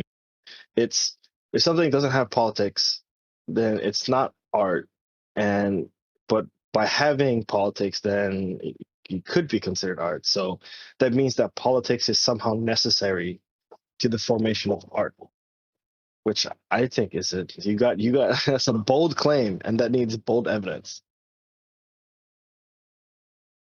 Yeah. I don't know. I mean, I guess it's true because of how they've defined politics. So maybe. I mean, people have to interact with each other. Yeah, it depends on how you define politics and the definition you're using, because you shouldn't conflate definitions. Damn it. I mean, but it's just, I don't know, it's just jumping back and forth between the connotation and the denotation, and then not striving to make a clear differentiation between them, even though you said which one you were going to focus on, but then you go on to talk about the other one that you said you weren't going to talk about. The video is just a mess. Just a mess. Sorry. Yeah, it would, as much as I said that art should be exploratory, this was a little too unstructured, especially for the things that they're saying. You shouldn't be a hypocrite while you're preaching. Well, it's art, Marv. Who are you to criticize? I will judge the fuck out of any art I see. Well then, that's what we're here to do at the Art Reformation critique. We're geez. Oh boy, it's just high art. It's deeply meaningful. It's propaganda. Deep art, right? Meaningful art. Yes. Banana strapped Art to a that wall. transcends time. Absolutely. I want more politics from AniTube. When you look at other areas of video essay YouTube, you get plenty of people who seriously cover what works are saying about society. The lack of that in our sphere is a shame. So I'm ready to correct it. Works I love have messages I disagree with. Works I hate have ones I sign on to wholeheartedly. And that's worth just as much examination as how an anime... You take Hiroak off the screen right now, you terrible person. I'm joking, I don't know. Man. Hiroaka definitely has some, I wouldn't even say, I'm not sure I would say propagandistic, but it definitely has some political elements because it talks about, although it's probably much more virtue ethicist, it talks about how somebody should act in society. Yeah, it is. I would say that's probably fair. And I think that the elements of what one might consider to be politics in its conventional sense is just it's just a medium by which to move the story through. You have a government. So the story is based within a somewhat realistic application of superpowers in the modern world. It's very ethicist. It's very much like Full Metal Alchemist. It's very focused on ethics. And while ethics and politics overlap, they're not the same thing. Thinking they are the same thing is how you round up all the kulaks. Because they have the wrong politics, therefore they are immoral because ethics and politics are the same. I don't disagree with that. But also, I guess my point was tangential to yours. Was this just that whatever basis of political engagement the show has is just the structured world, based off of the setting that it's trying to tell, which is like a modern day X-Men story, which I guess X-Men might still be modern day, in some ways. So, anyway. It came to be, or what a show made me feel.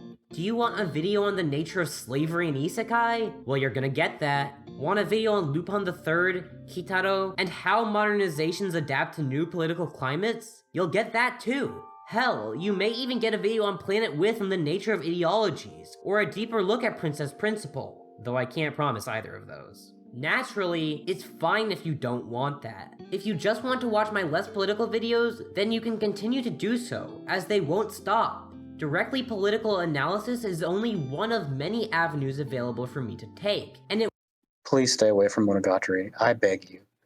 Do not touch Monogatari. I support their ability to— I support their right to do both political and non-political analysis about whatever they want. Just like I support my own right to call them a bitch for doing it.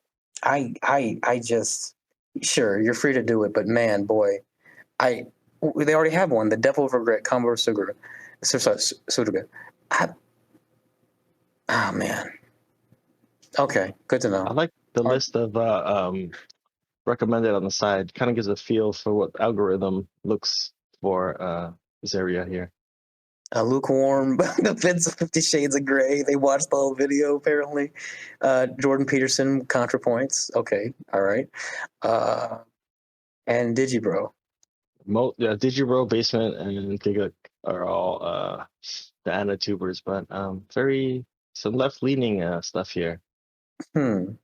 Interesting. Okay, I didn't even notice that before. It won't be the only one I walk down, but it's worth remembering that even the non-political videos are politically tinged.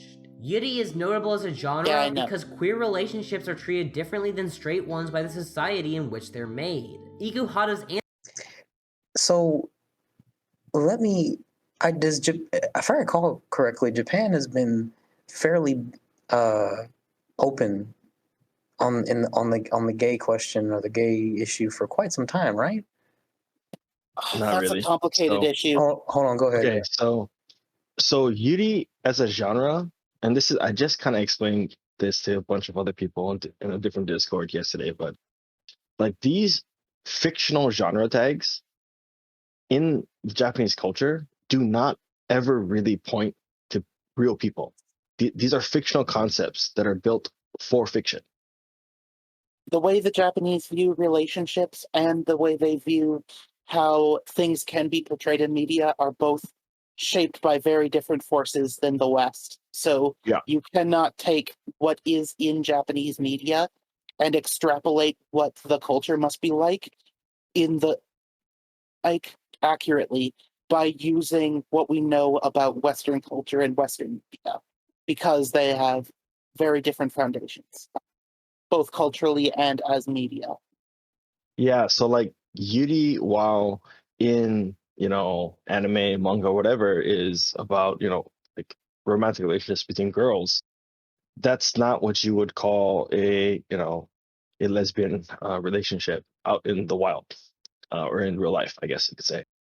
These, like those like yaoi, yuri, boys love, like all of these different things. These are like almost, I want to say like 100%. Maybe lately not so much because of the wild, influx of crazy American ideas coming to Japan, in the last 10 years. But probably up until at least the 90s, early to like 2010s, like these are 100% fictional things. And They that's not to exist say in that the fiction. author. I'm sorry, I didn't mean to cut you off. No, you're good. That's not to say that the author didn't support. That's not to say the person who wrote Revolutionary Girl Utena didn't support gay romances. I'm Right. not going to say one way or the other on that. It's not my business. It's just to say that whether or not they did support that is irrelevant to the broader culture. Yeah, and so it's really weird, not just for me, but for like Japanese people too, that in the West there's like this really big like quote unquote yaoi culture, that is like basically weeb version of like queer culture, because yaoi actually just points to like 2D characters in Japan, and they have their own yaoi culture there, but it doesn't include like real life gay men. Yeah, It yaoi only is, includes 2D characters.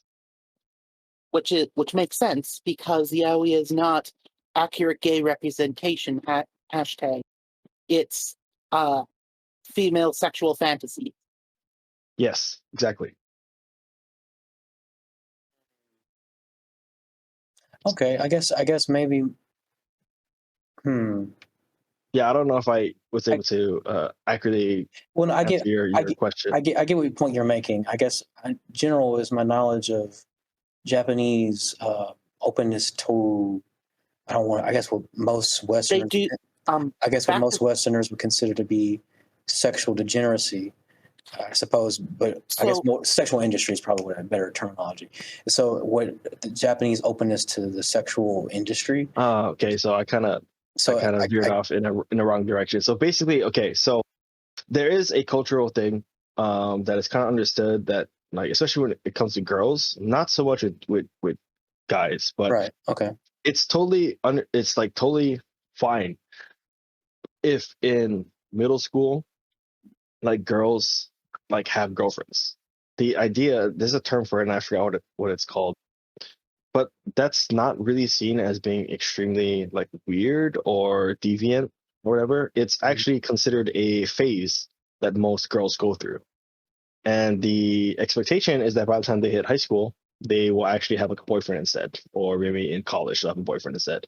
That it's just a phase that most girls go through. So in a weird kind of specific sense, like these types of, I guess, homosexual relationships aren't really looked down upon if they're within the quote unquote correct context, right? Yeah. At because large, I wouldn't. I really don't know. I don't have enough of a feel on the country as large and how they view the gay issues. Most of the people I talk to are my age range or a little bit younger, so I'm talking to a younger demographic, right? And they're all 100%, whatever, do whatever you want, like they go to gay bars, they go to lesbian bars, butch bars and stuff like that. And, that they are immersed in that type of culture, but I don't know if that's representative of the country at large, right? I guess I guess maybe I'm wrong to think this, but I guess probably I don't know. I guess being gay and being what people might call atypically heterosexual or amonogamously heterosexual may be completely different things. I guess I'm just thinking in general.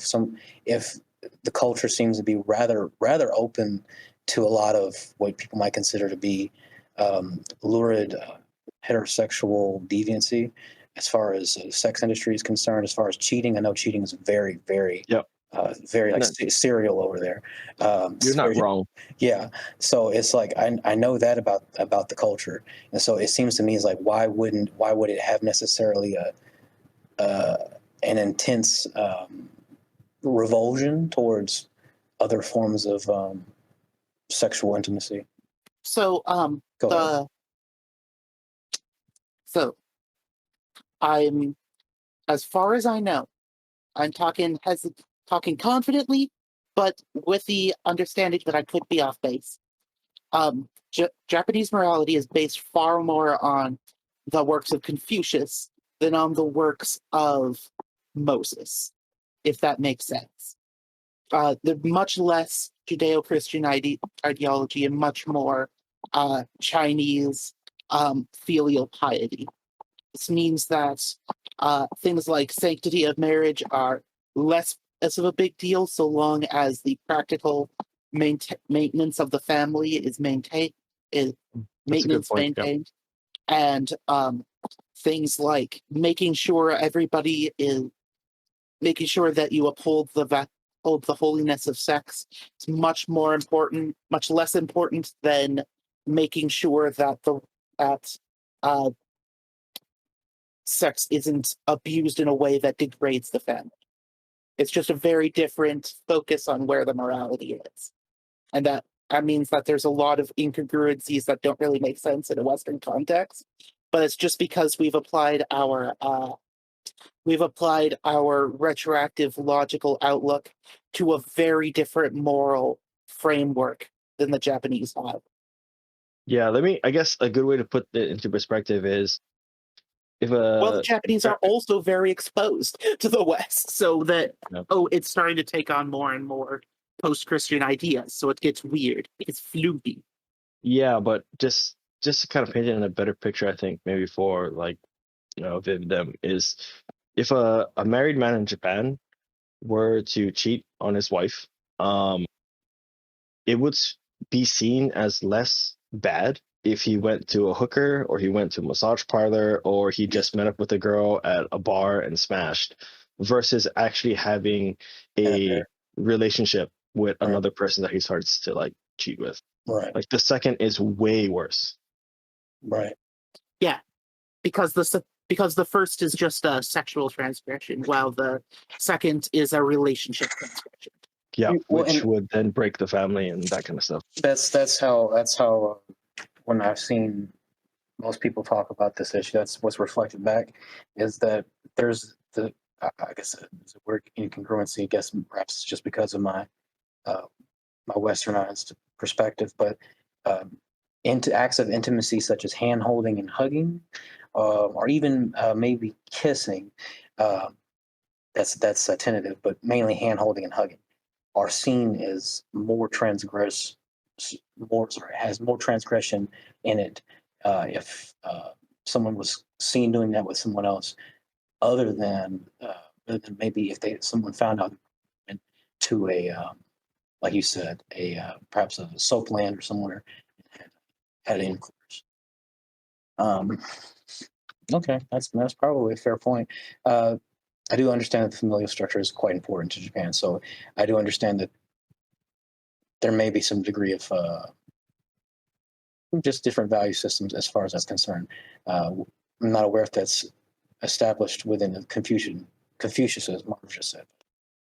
May very well be. China and Japan have a interlocking history. So makes sense to me.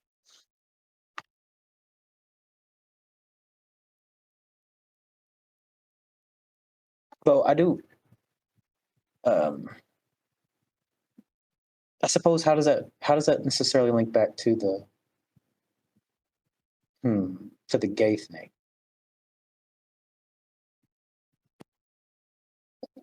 What do you mean?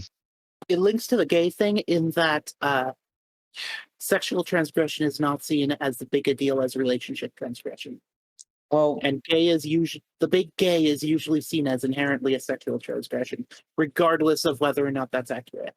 I guess that's kind of, maybe that's what I'm thinking. Like it's because it is a sexual transgression. I don't quite understand.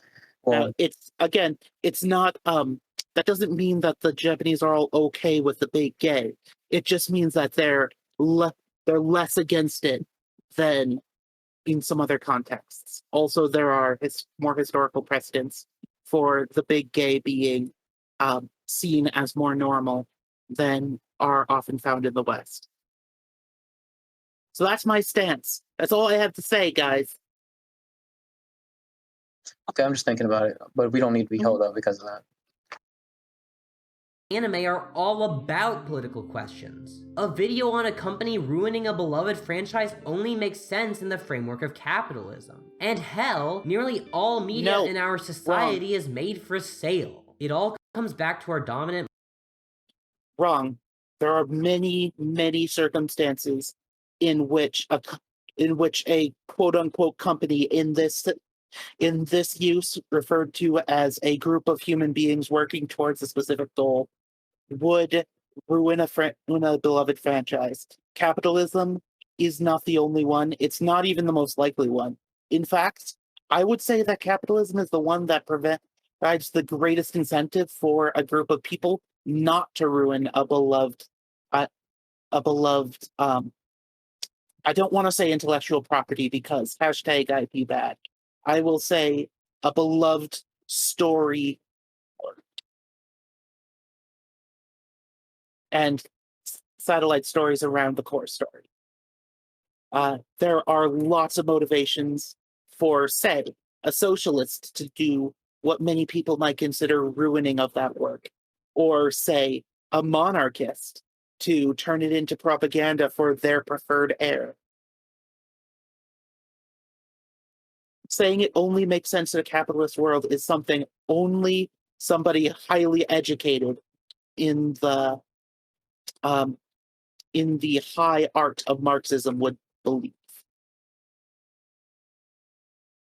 I will say that does remind me of how some people or some socialists think that they won't have to, address any issues like when it comes to any kind of bigotry, you know.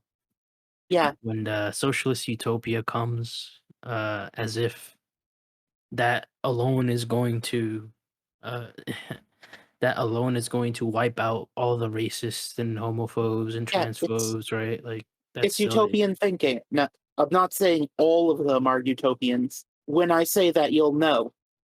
I'm saying that a lot of them have the utopist idea that all of this is just because of capitalism. Once we get rid of it, we won't have these problems. It's like, even if that were true, you could ruin a franchise just by not understanding it, just by having the wrong idea, just by saying, well, you know what? I kind of like the idea that loader orcs are black people, and then you fucked it.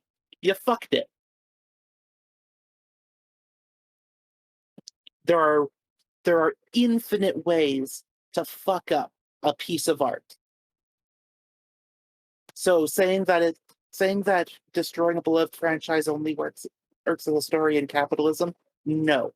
Hashtag touch grass. Yeah, I think this is a pretty Terminator Online take. Beloved franchise only makes sense in the framework of capitalism. And hell, nearly all media in our society is made for sale. It all comes back to our dominant mode of production in the end. Once again, I'd like to make it clear that not every analytical framework has to be political, that you don't have to look at a show through a political lens, and that ignoring politics is fine as long as you don't deny its existence in a narrative outright. But to claim any story is free from the effect of politics is simply absurd. My proposal is merely that writers realize this when writing, and that we as viewers become more willing to approach things from our respective political lenses in a conscious manner. Well, you haven't proven that, so I don't feel the need to try to. Yeah, he just takes it as axiomatic and expects us to comply. Right. There you go. You haven't proven that argument in the slightest. We reject your axiom. Jeez. Ignorance may be bliss, but it ain't healthy. So intentionally avoiding the politics of the art we love can only make us worse off in the long term. Hey, hope you enjoyed this video. I have a feeling it might be contentious, but I thought that about the free one and it did pretty well, all things considered. As I said on Twitter, I was planning on a review Starlight video, but it's not coming together how I want, and with classes starting next week, I don't... Okay. Yeah, I think we're done. Yeah, I think we're done with the content. Hashtag disagree. Yeah, what's the round tables or rectangle tables final thoughts? I think that if he had thought about it a little bit more and rewrote that a couple times, A he couple could have made times. a yeah, he could have made a much better argument. I don't with this as it is, I don't really agree with it. There was like some tidbits there that I could I could see being true, but overall it's not the best argument. Yeah, there is an argument to be made here, and it's not entirely invalid. However, there are many issues with it, not limited to cherry picking and conflation of terms and making a very structuralist argument while yourself being very unstructured, neither of which are necessarily wrong, but they don't go to, they're two great tastes that do not go well together. And also my own political grievances.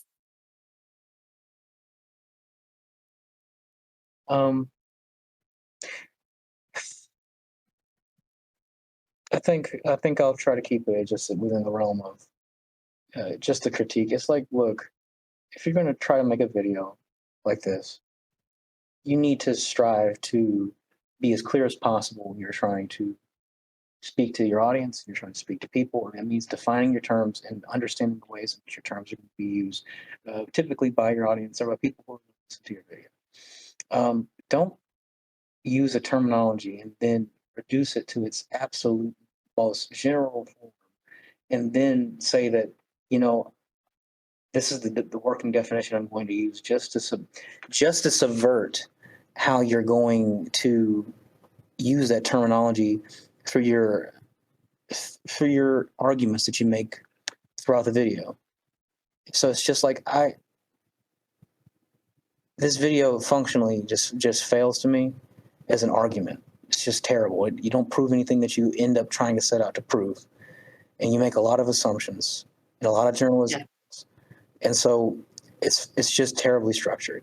And even if I wanted to try to be engaged with your video, your poor structuring makes it almost impossible to do so, because you seem kind of like you're being dishonest, so you can put forward a very particular political narrative that you want other people to adopt. I think one of their biggest problems is they don't understand how axioms work. They made a lot of statements based on axioms that most people find invalid. Now, making a statement based on controversial axioms is not necessarily bad, but you have to know what you're doing. I don't disagree. You also, when you set your axiom, perhaps maybe you keep to it. You don't just fly over the place with it. If you aren't going out with a very, very widely accepted axiom, you have to justify that axiom. Not necessarily be like prove that axiom to everyone, because that's not possible. You just have to justify why it's valid in this context. If you do not make that effort, people won't take you seriously. As an example, when vegans are arguing specifically for why everybody else should be vegan, they take as axiomatic that any harm we bring to other creatures that isn't absolutely necessary is inherently wrong. That sounds good, but most people don't believe it. And so you have to justify it. And when you ask them to justify it, they crash. And I don't mean like they instantly fail. I mean, they simply do not know what to do because they don't realize that that they are bringing up an axiom that you don't follow. So you have to realize when your issue is axiomatic and at least justify your use of it. Nice. Well, I feel like that's a reasonable thing to ask. Yeah. I mean, I do too. I think I pretty much have the same perspective on this video as you guys. I think, there might have been a couple things brought up that, if developed properly, would have been interesting. Would have been a very interesting dive to watch or listen to. But as it stands, man, this thing is everywhere. It's all over the place. It's rambling. It confuses its own self with the definitions it tries to use, and I think it's just I found a it's not a video good that product. I found a video that makes some very similar arguments to not this video but last video, but does it much better. It's not in the context of anime though, so we might want to go over that one, if nothing else, just to show us like we're not just here to just dunk on the people we don't like, but we also might not, because it's not in the context of anime, and also, yeah. Well, that's good. Anyways, I have to run soon, so do you guys want to wrap up here? I think that Chris, do you have any closing thoughts or anything else like that you want to add? I'm good. Okay, then I think that probably concludes the show for another time. Appreciate you guys following along with us for this podcast episode of the Anime Reformation Critique, where we covered Zaria's video here on why anime is political. Hope you guys had a fun time. Hope you guys had an engaging time with the arguments, and we hope that you have a great day. Stay tuned to the next video. Shout outs to Stanton. Shout out to our editor Stanton. My gosh, he's been an MVP. Thank you. MVP. You guys show Stanton some love in the comments. And toodaloo. Take care. Peace.